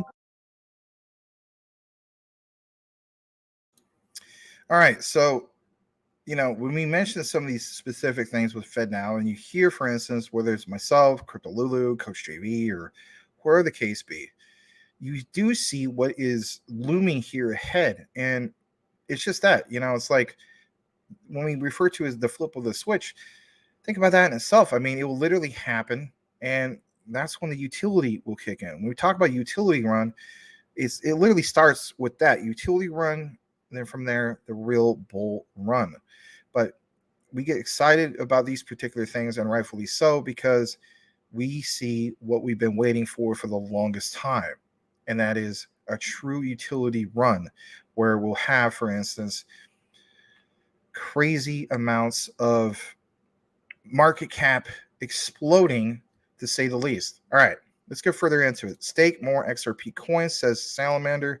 Daniel Delgado, he says, I tell you one thing, Max, you are a very versatile host. LOL. Thank you, Max, for being you. Well, thank you, Daniel. I appreciate that. Don't think for a moment that I don't recognize people who are true fans or supporters of our show, or for instance, just our channel in general, you definitely have standed out, especially how you have gone from the recorded section to being here and even wanting to help out with, like, for instance, your email about, providing music and stuff like that. I think it's really, really cool. And so, my thing is, I understand in the future we're going to have some problems. Let's face it, they're good problems where we might not be able to, just do, focus on every single person. We're going to try our best, you know what I mean?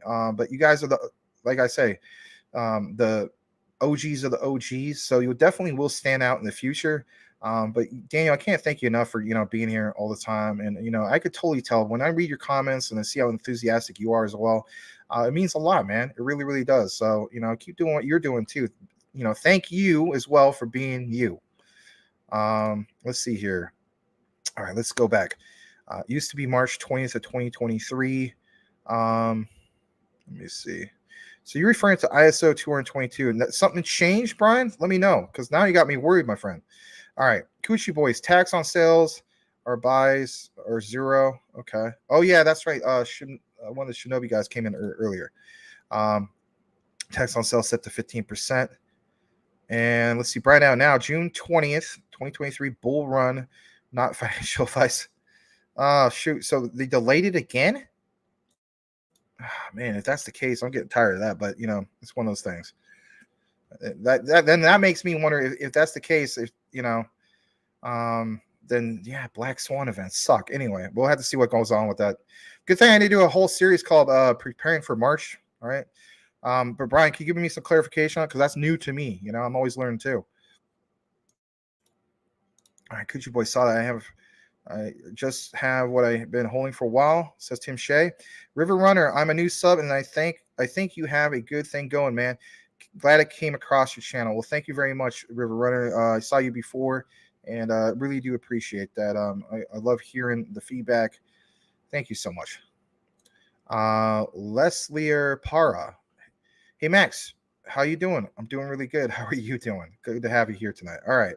Going to go ahead and highlight that, kick it back into our particular coverage. So we just basically mentioned, for instance, the whole thing with, specifically some of the ones that we showed you before with FedNow. Probably showed it twice, right? Let's be real. Now there's this. This is straight from Brad Garlinghouse, right? Of XRP, or Ripple, I should say. Who represents XRP, right? All right. So it says specifically, this was on January 3rd. Today is the first day of the 118th Congress. While prior efforts at regulatory clarity for crypto in the U.S. have stalled, he, as in Brad Garlinghouse, is cautiously optimistic that 2023 will be the year we finally see a breakthrough. Even he feels this way. Says he can't wait to be the first billionaire in my family, Brad. That's this guy, Jack the Ripper. Responding. This particular guy, Jack the Rippler. That's a good one. I like that. Jack the Rippler. I get it. He is not a financial advisor, but he helps 10,000 plus students on Patreon. And Patreon is something that we may consider doing in the future. It just, as we, get more and more content, it's going to get to the point where it's like we can't cover everything. So we might do a Patreon thing in the future. But nonetheless, he has 10,000 plus students on Patreon. That's pretty impressive. 136,000 followers. But anyway, he shared this, and this is pretty good. This is straight from Brad Garlinghouse. Let's go ahead and play this, and then we'll be right back in like less than a minute. We started building RippleNet with the thesis that crypto liquidity would eventually be able to support robust global payments, large payments. RippleNet was designed so that customers seeing the benefits of our fiat-based network could flip the switch to ODL once the market was mature enough. And this is exactly what's happening. Flip the switch.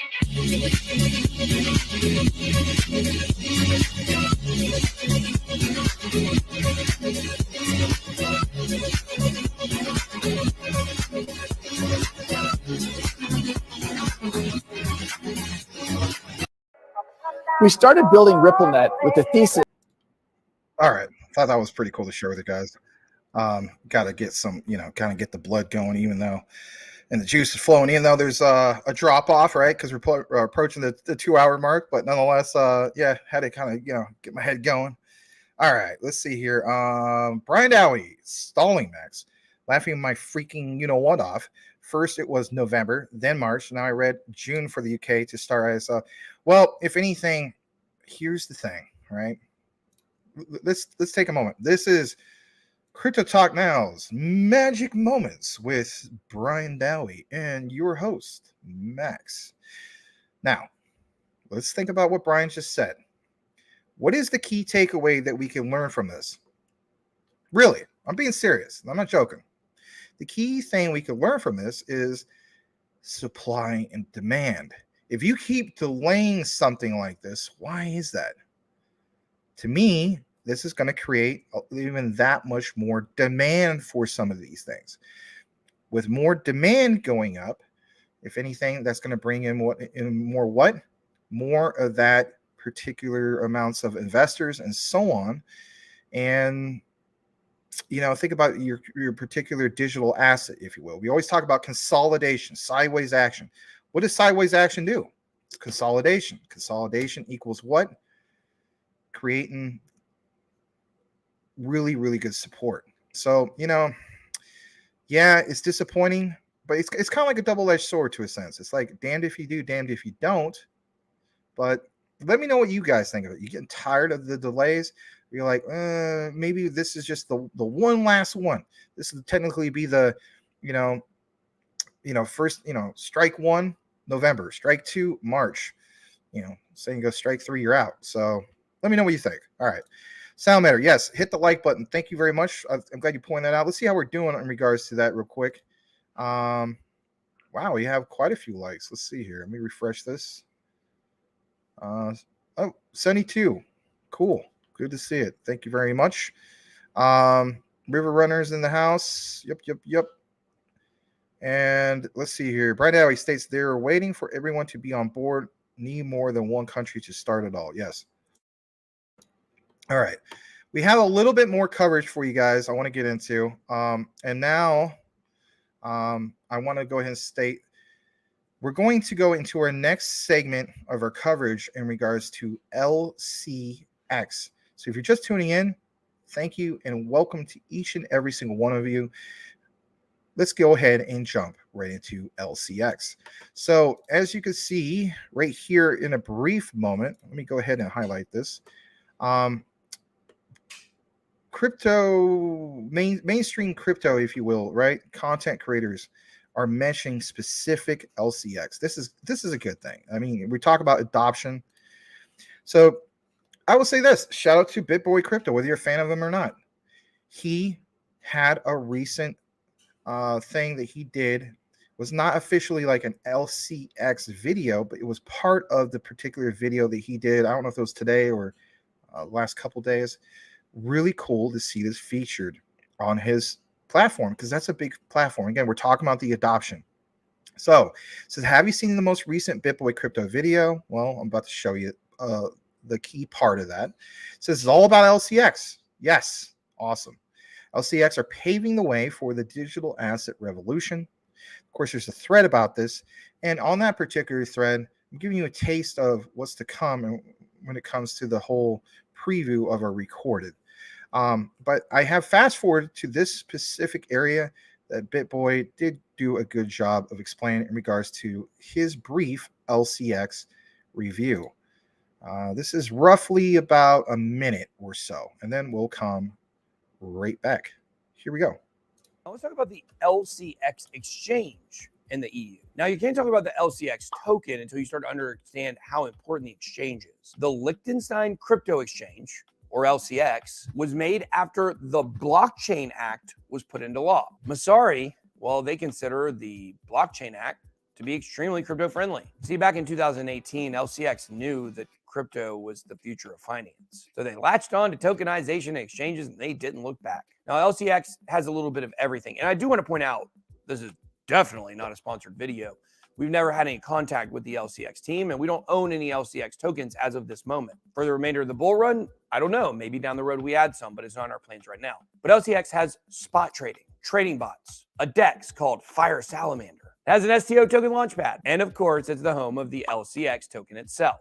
So let's talk a little bit about the LCX tokenomics. The LCX token is a utility token of the LCX exchange. Heard that one before. Similar to Binance Coin, you pay for trading fees, processing fees, subscriptions, and more. Now, it's an ERC20 token, and it's currently ranked in between 350 and 400 on CoinMarketCap.com. It has a current market cap at the time of this recording of about $38 million, and it's extremely fast. It's set up to be possibly the settlement system of Europe. It's 6 cents per transaction, and it can do 100 transactions per second. Not insanely fast, but it's perfect for sending bank wires, and it's primarily going to be used by businesses. So take a quick look at the use case here. LCX is in position to be the crypto exchange for big banks and high net worth individuals in Europe. It has opaque business laws. You can barely see through them, kind of like Switzerland, which makes it ideal for mega corporations, maybe even Russian billionaires or oligarchs. Anyone trying to do business in the EU without being in the EU. With possible ISO 20022 compliance and pro-crypto regulation, LCX could end up becoming a major player in the next bull run, as we see adoption ramping up all around the world. Now, this project was recently in the news a few months ago, as it was part of the Coinbase insider trading scandal, where the SEC is suing an insider trading, and they took 9 coins and they said, oh, these are securities. We don't know which of these 9 coins will ultimately become securities for sure, but LCX is on that list, so be careful. That's all I got. Be blessed. Boy, yeah. All right. So yeah, thanks to BitBoy Crypto for that. I thought I'd go ahead and share that with you guys. I mean, that was something else. And he does a really good job of just explaining that. All right. So we're going to get a little bit more into the specifics in regards to LCX and so on. And if anything, you know, it has quite of traction in regards to crypto Twitter. It keeps popping up, and that's a good thing. We want more and more people to share what LCX is all about and what they're doing. So I'm gonna go ahead and share that as well right here. And if anything, look at this. It says only a handful of us truly understand what LCX is about. Well, yeah. It says LCX gained regulatory approval as a physical validator to enable tokenization of assets. Here at Crypto Talk Now, we basically did a deep dive in regards to just that, LCX becoming the world's first physical validator and why that was so significant. If anything, we pointed that out. Check it out in the recorded video section of Crypto Talk Now if you want to learn more about those specifics. It's something that has been developed since 2019. On top of that, it says things are going to be happening quickly now. Yes, regulations, so on and so forth, CBDCs, the JP Morgan connection, and so on. So with that said, let's go ahead and jump right into that specifically. Now, LCX gains regulatory approval as physical validator to enable tokenization of assets. This, of course, was reported by us a while back, but this happened specifically on December 20th of 2022. It was released by, of course, the LCX team. A little bit more in regards to LCX specifically, the JP Morgan connection. So, for instance, Monty Metzger, who happens to be the CEO of LCX's Liechtenstein exchange, right, basically posted this. JP Morgan wants to bring trillions, yeah, that's not a typo, trillions of dollars of tokenized assets to decentralized finance. LCX is ready to lead this space of just that, tokenization. That's what stands out specifically when it comes to LCX, and that's what makes them unique. And if anything, maybe the most unique of players when it comes to exchanges. Being able to provide any specific unique ability compared to all the other big players in this space, if you will, could very well set them apart and make them a standout player going into the bull run. If anything, it might be one of the standout ones when it comes to the tokenization, or how about this, the utility run that we're looking into. Now, in regards to the specifics about the JP Morgan connection and so on, it was originally published by CoinDesk. And of course, if we want to look more into that, we will be out on the lookout for a deep dive about that specifically in regards to that article on CoinDesk. A little bit more. Now, you guys did see this before, but what do some of these TTs specifically mean? Well, we'll get into that here in a bit.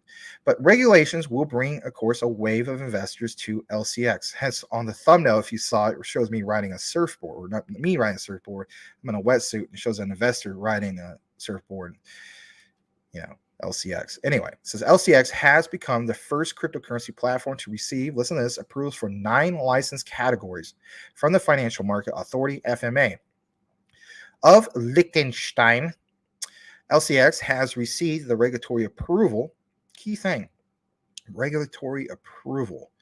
If they have, for instance, the SEC, on their list or in their sniper scope, it's good to see that they recognize regulatory compliance. So they received the regulatory approval to operate the following services. They are, as you see here, the TT exchange service provider, token depository, depository, price service provider, identity service providers, token generator, token issuer on its own, token issuer on behalf of the clients, and of course the most famous one that they did recently, the physical validator. Now, some of the specifics, of course, we reported about this as well, but I want to pound it home a little bit more. This was recognized by the World Economic Forum. LCX, as we know, are a blockchain bank for the new financial world. LCX's goal is to become one of the first licensed and supervised blockchain banks. That's the key takeaway. Our community has been talking about this since literally before summer started of 2022. A blockchain bank that will offer next generation digital asset exchange, a security token exchange, crypto asset financial products and services. And of course, there's more about this that we reported before. Now, another thing I want to show you guys is something else that we got here for you, and that is this right here. Now, we mentioned specifically about this whole thing with TT, and you may see it, you're like, well, I don't know what TT means. Well, we'll get into that. So on the far right side, you see it says, one of the many things that makes LCX special, and this is good stuff. Some of you guys are like, well, it's just an exchange, blah, blah, blah. Well, it's not just an exchange. Here's exactly what makes it special, is that it's a registered basically with the Financial Market Authority of Liechtenstein, FMA, pursuant to the TVTG regulatory framework. Now, as far as TT specifically, you see, for instance, it's a TT exchange service provider. LCX specifically is registered as a trusted technology exchange service provider, exchanges legal tender. Think about that in itself. When you look at your banknotes, or for instance, you look at, I should say, your dollar bill. What does it say on it, right? It says legal tender. So, for instance, exchange service provider exchanges legal tender like Swiss francs, right? Perfect example, or euros for tokens and vice versa, as well as tokens for others. For me personally, it kind of reminds you a little bit of what XLM is trying to accomplish, right? But from an exchange perspective, this is the utility that we're talking about. Now, TT price service provider, look at this real quick. LCX, as a TT price service provider, offers the TT system to the users with aggregated price details depending on sale and purchase offer or finished transaction. On top of that, we talk about some of these other things. TT token depository. These are key things that we need to know, right? Here at CTN, we like to provide education. These are some of the key educational things that I think we all need to know. It says specifically, the tokens are safeguarded in the name of others or for the account of others. The TVTG expresses that the TT service provider, for example, LCX, must make sure that the tokens are kept in custody, are segregated from the corresponding users. Again, some of that security, right? Like safeguarding. Literally, it just says that. TT identity service provider. And I know I mentioned all these, but it's good to get this out because some of this is too small on the screen. And you guys need to know about this. So it says LCX as a TT identifier identifies the person in ownership with the right to dispose of a token and record the right of disposal in a directory. Very, very organized, to say the least. Now, in regards to keys and stuff like that, listen to this. LCX guards the TT keys, for example, the private keys, right? You always hear that being mentioned when it comes to crypto. For clients, for instance, to enhance the protection of clients from loss or mishandling of just that, private keys. And last but not least, check this out, the token generator, right? You've already seen some of this already recently happening and so on. But LCX as a token generator establishes the technical rules for how tokens function, which communicates, or I should say, communications are feasible and in specific under what situations tokens can be transmissible. Perfect example of that is LeoX from the Galileo protocol. And of course, that's another thing that we've covered here at Crypto Talk Now. If you want to learn more about LCX's specific one, LeoX Galileo protocol, we did take a deep dive into that, and it's in the recorded section. I'm going to go ahead and jump back into the comments. We do have some more Liechtenstein exchange information, aka LCX, for you coming back here in a bit. Here we go. All right, so back into the comments. We have specifically, who is next? Let's see. We have Brian Alley. Great show, Max Elbowcoff. Thank you very much, Brian. All right, Tim, and give Caroline a high five for me, bro. Oh, geez. Coochie Boy, where to get Shinja? Coochie Boy will definitely give you the answer on that. You can get, yep, that is true. You can get from Bitmart. I have mine on my Coinbase wallet. Anyway, because I got in really early. I think when I first got into Shinja, the only thing that was available was Uniswap at the time. So that was way back. I think I got into Shinobi literally on day 2. That was something I think like November or December of 2021, if I'm not mistaken. All right. Let me go further down. Duck butter is available via Caroline, but she only has, oh my goodness, I just read that. All right, let's go. Oh my goodness, Coochie Boy. Show's taking a whole different direction. All right. Where's Larry when you need him? Yes, patches. Look, Larry took Larry out for a walk. Wow. I don't know about that. All right. The Mass Debater states, greetings, guys. A little late today. Just got to Stockholm from Northern weekend skiing trip. Cool. Right on. Yeah, my buddy lives, he doesn't live in Stockholm, but he lives right on the border of northern Sweden and Finland. And he has family that's in both countries. And he speaks both languages. So anyway, shout out to our friends in Scandinavia. Thank you for being here, Mass Debater. All right. Don't worry, I can't ski, but it sounds good, right? Yeah, it does sound good. All right. Let me go further down. Let's see. Face blue smiling. Huh. Weird. These are the emojis, obviously. All right, let's see here. I agree on that. Excellent is very underrated. And Mass Debater states, advantage of speaking the Queen's English, you don't mid out the letter U. Huh. Okay. Color correct, color wrong. Oh, Joyce, can you stake your Shinja if you can stake your Shinja if you use their ecosystem and earn other rewards? Cool.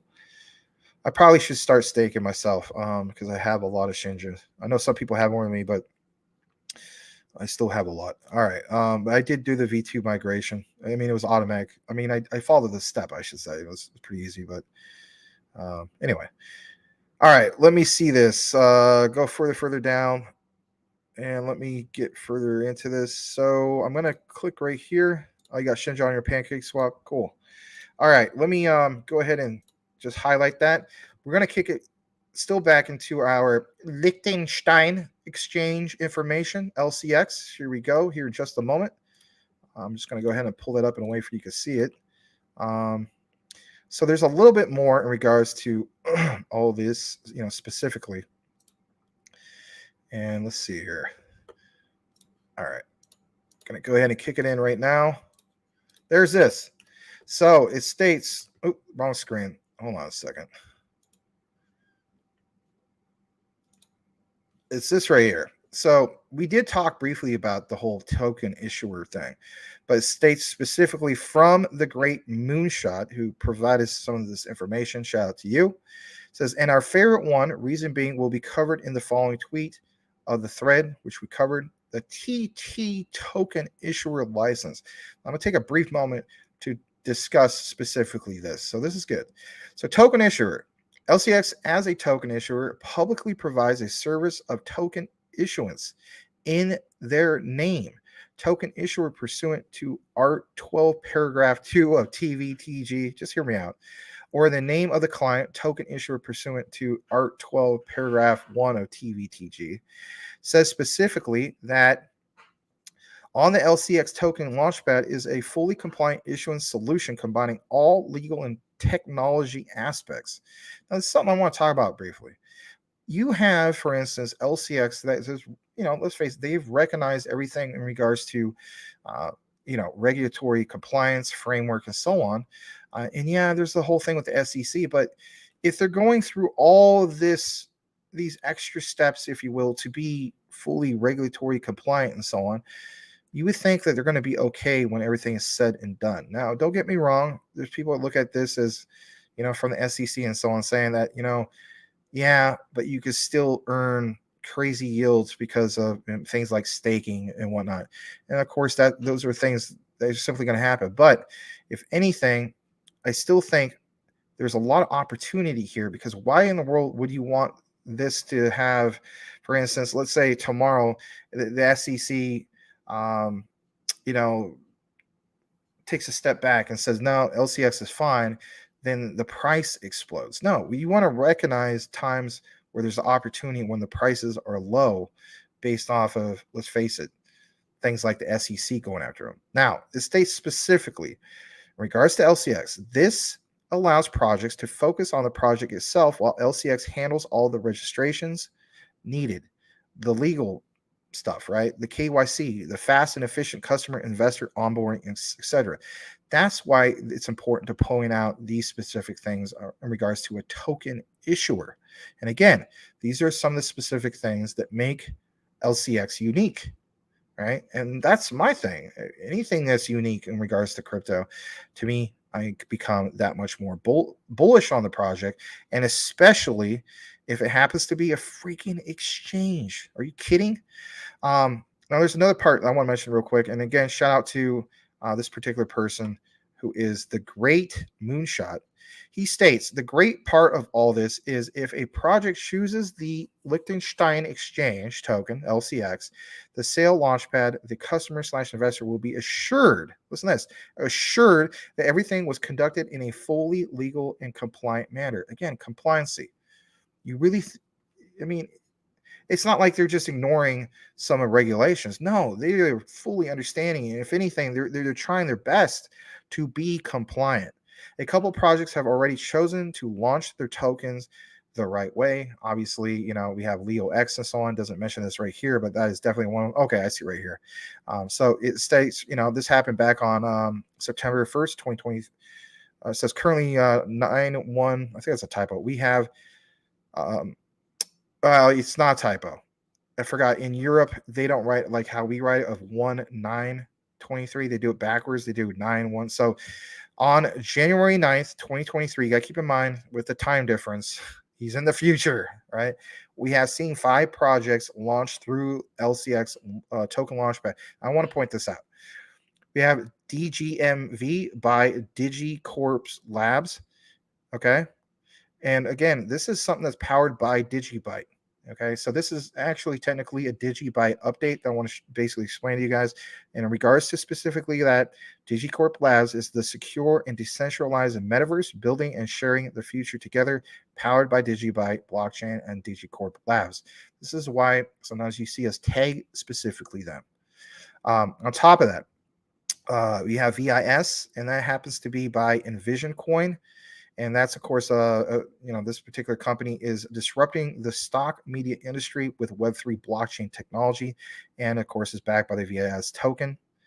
And it's worth mentioning some of these because, if anything, these things are unique because of what is something that Liechtenstein's exchange is able to provide. And again, that makes me that much more bullish because you have a unique business model, to say the least. And of course, there's some of these other ones, which I'm going to show you guys right here. There's NMKR. That's a white label NFT minting and marketplace. They're the largest NFT minting platform on Cardano. Yeah, this is not just being specifically like, one blockchain exclusive, right? So you have Cardano in the mix. You can even stake your NMKR in their particular pool that they provide. Last but not least, or actually shouldn't say last, you have Tang that's provided by, for instance, Tangent. They are integrating NFTs and DeFi utility in a Web3 app on also Cardano. Now, it says, and the current live token sale, which we covered, which is live.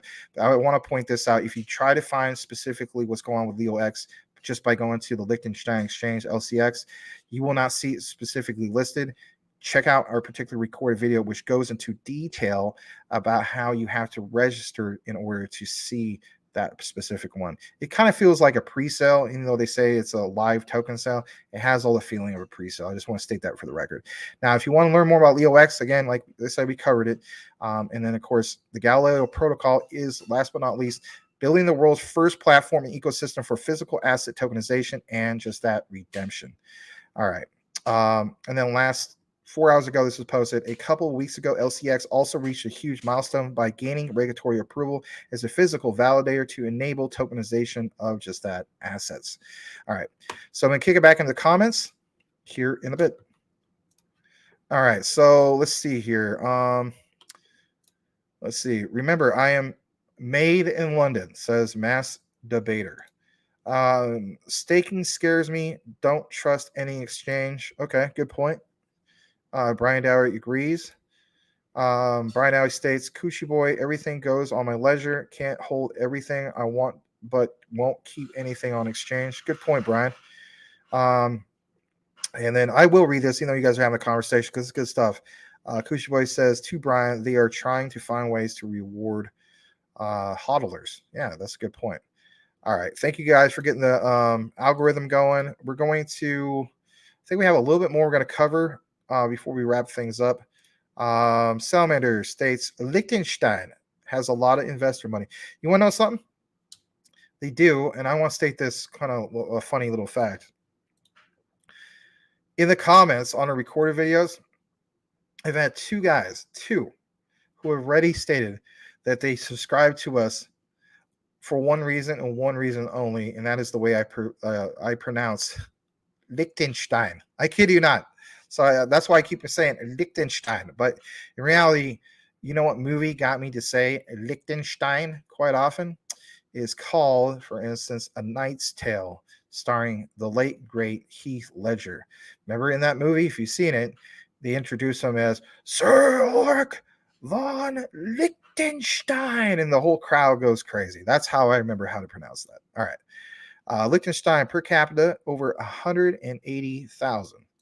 LCX doing it, or doing time-ins. Yes, we have covered that in a recent video. Joyce says she's got to leave. Awesome show tonight. See y'all later. We understand, Joyce. It is getting pretty late. Thank you for being here. And Brian Dowie says good night to Joyce. All right. So we covered quite a bit in regards to LCX. I want to cover just a little bit more, and it's actually kind of like a combo for you. It is so this is the next particular part of our going to our next segment. It's still LCX, but it's got ALBT as well. So it's kind of like ALBT and LCX. I want to show you guys this, and it's pretty good stuff to say the least. So let's pull it up. It's this right here, and shout out to this guy named Boom at Boomtime Crypto. And if anything, look at this. He says, okay, so I'm starting to think not to fade tokenization crypto assets like LCX and ALBT. Why? Well, check this out. So Swift in itself, right? There's this specific quote. Swift predicts tokenized assets could reach $24 trillion by 2027. Now, think about that. That is Swift. They recognize, for instance, some of the potential of some of these use cases for various other technologies that are involved with, let's say specifically blockchain technologies. And we understand the ties to the likes of Ripple's XRP. You have, for instance, XLM. Heck, we even mentioned it quite a few times, that quant connection, right? Well, think about how far market cap could go up and increase in the future when it comes to when you go to the likes of CMC. You see the current market cap right now. If you've been into crypto trading or been an investor for, I would say, at least 2+ years, you have already noticed that the overall crypto market cap at one point was either somewhere between 3 and 4 trillion, right? So we can achieve in the future insane market caps that no one's ever seen before, but even in light of all the doom and gloom that's out there. So it states firm BCG estimates by 2030 the tokenization of global illiquid assets could reach 16 trillion to as high as 68 trillion. The tokenized market is estimated to be 10% of global GDP by 2030. Now, before I get into some more of the specifics, that don't make sense. Specifics. LCX stands out as being an exchange that tokenizes what? Assets. Like, for instance, the Galileo protocol, and you have, for instance, on top of that, like Salamander just mentioned in the comments, diamonds, right? The tokenization of diamonds. And by the way, there's more to it than just that. The tokenization of almost anything and everything, not just diamonds, real estate, so on and so forth, right? But look at this specific right here, and it's highlighted for you. It is a growing market, right? So relative to cryptocurrencies and stablecoins, the current market capitalization of tokenized assets is small, right? But momentum is expected to accelerate rapidly in the coming years. By some estimates, volumes of tokenized assets could reach 24 trillion USD by 2027. This is leading many security markets participants to actively assess how they could tap into just that and accelerate the growth of this market. Who is doing that? Well, obviously, it's LCX. And think about this. It even says specifically, relative to cryptocurrency and stablecoins, I'll repeat this again, the current market capitalization of tokenized assets is small. Who is considered, technically speaking, a small market cap gem? LCX. And they're still considered a small exchange. But the next key thing, but momentum is expected to accelerate rapidly. So if you hold LCX, you already recognize that particular connection. They're small, but the tokenization of these particular assets is accelerating rapidly. Well, again, you can draw your own conclusion when it comes to figuring that out. I'm very, very bullish, to say the least, when it comes to LCX. All right. Let me just get back into the comments just for a brief moment again. Brian's got to go, I guess. So good night. Oh, sorry. I already read that. Good night to Joyce. Brian said good night to you. Mass Debater, your pronunciation of Liechtenstein is pretty spot on. Thank you very much. Again, shout out to the movie A Knight's Tale that did a very eloquent job of pronouncing that. And on top of that, I have 2 aunts and some cousins that live in Germany, and they give me some tips on how to pronounce certain things. Anyway, let's get more further into it. Yes, Liechtenstein is very beautiful. I would totally agree. I look forward to visiting there someday. It's on my list of places to go, because let's face it, my goal basically is to be retired by age 46, 47, roughly in the area, long before I'm 50. And you better believe I'm going to go to places like Liechtenstein.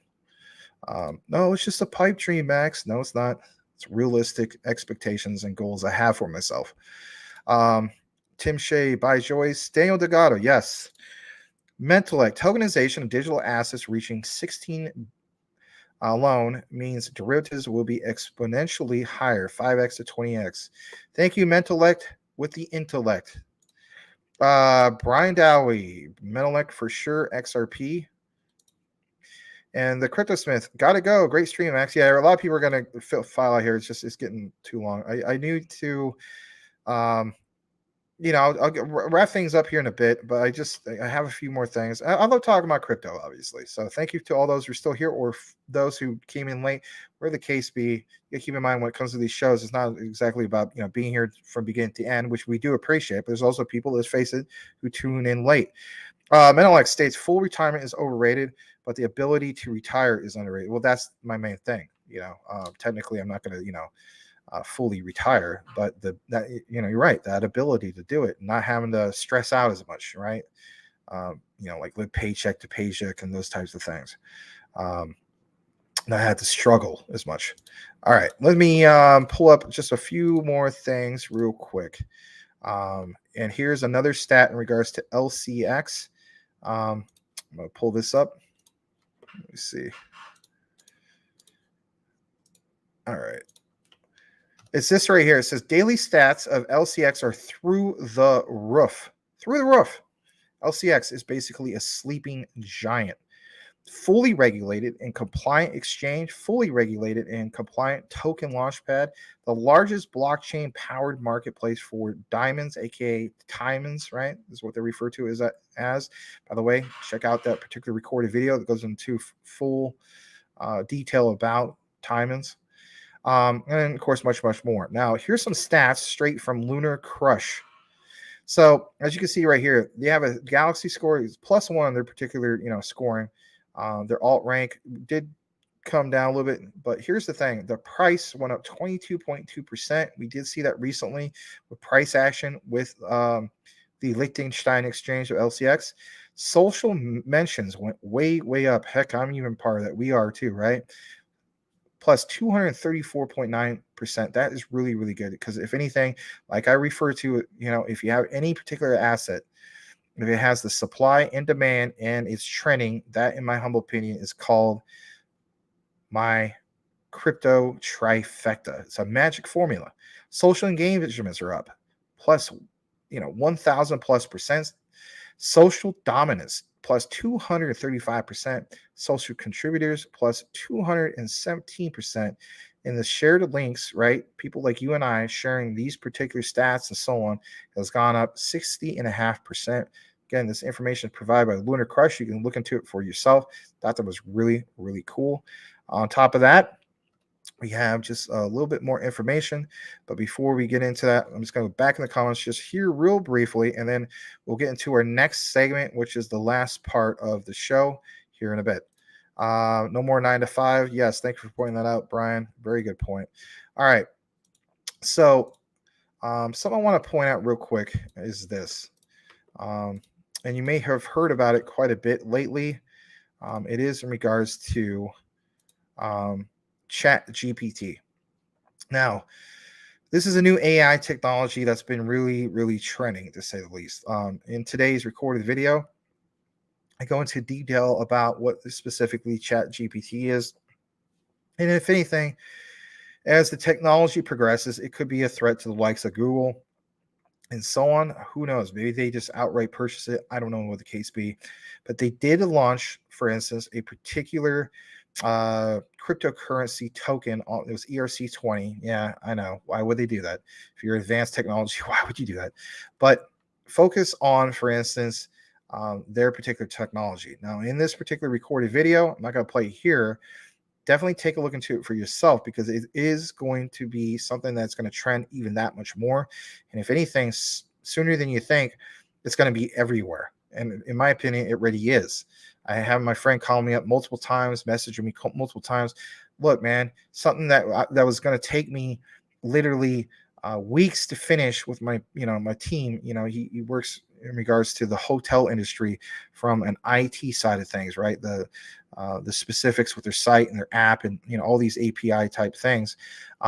He's saying to myself, that would have took me like weeks to do. He's ready getting it done dramatically faster. He's even gotten a promotion from his job with it. I'm not even kidding about this, guys. And he was telling me, it's just like, I'm doing this with Chat GPT because if anything, like I mentioned in this specific video, it's allowing him to work smarter, not harder. What is the true value of that? It's something else. It is, in my opinion, a threat to Google to a sense. It's still at the very early stages, right? But it will progress as time goes by. You have a particular interview from Jordan Peterson in the particular video and so on. Yes, there is a cryptocurrency token, which is Chat GPT DAO that launched. I do cover how it got a score of 0 out of basically 100. But there's an update in regards to this specifically, and it was shout out to Stardog who messaged me about this. And if anything, I'm going to show you this right here.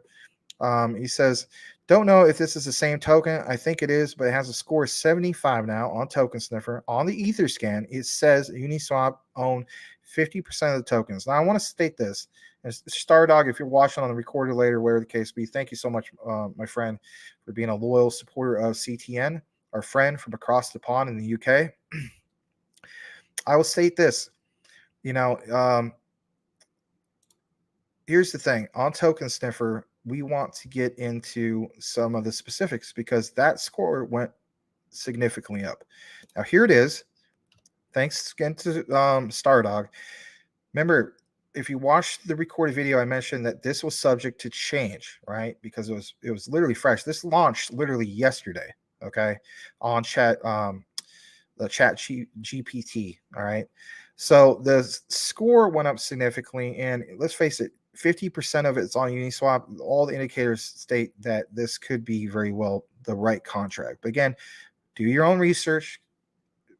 Use extreme caution when it comes to some of this new stuff. But they have, for instance, a 75 out of 100 score now. It's no longer a 0 out of 100. The only thing I'm worried about still is the ownership renounce does not contain an owner contract. That's always an issue. As far as the holder analysis, a lot of this has changed. Now there's enough adequate liquidity, initial liquidity. And here's one of the key things. At least 95% of the liquidity burn/locked for at least 15 days now is at 100%. In fact, is at 98.99% in Unicrypt. And that's until the 10th. That's what it says of the 10th of June, 2023, which is at least roughly about 152, 153 days. And then, of course, the last one, this was also red flag before. Remember, the owner/creator wallet contains less than 5% of liquidity. It's at 0%. So this is a decent score. The only thing that's a red flag still is the ownership renounce. That's always an issue because, if anything, like it says, the contract contains ownership functionality and ownership is not renounced, which may allow the creator to modify the contract behavior, right? That's a real issue.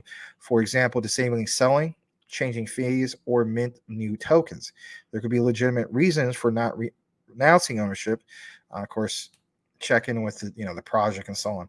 There's going to be a lot of people who will take a chance on this. If you do take a chance on this, my thing is this.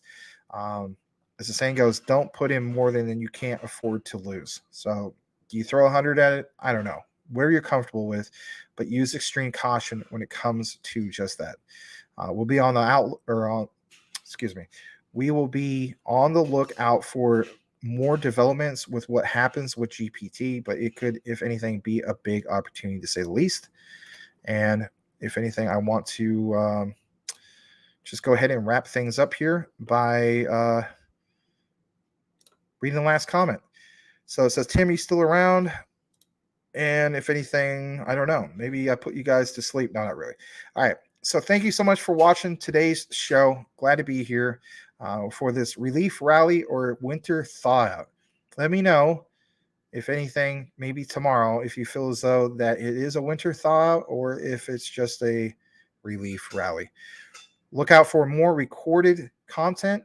Also be on the lookout for our first ever game show. That's hopefully going to happen probably sometime into the mid to next week. And really, really am glad to provide you guys this content we have here at Crypto Talk Now. On behalf of myself, Larry, and everybody else out there, thanks for watching Crypto Talk Now. We will see you on the next one.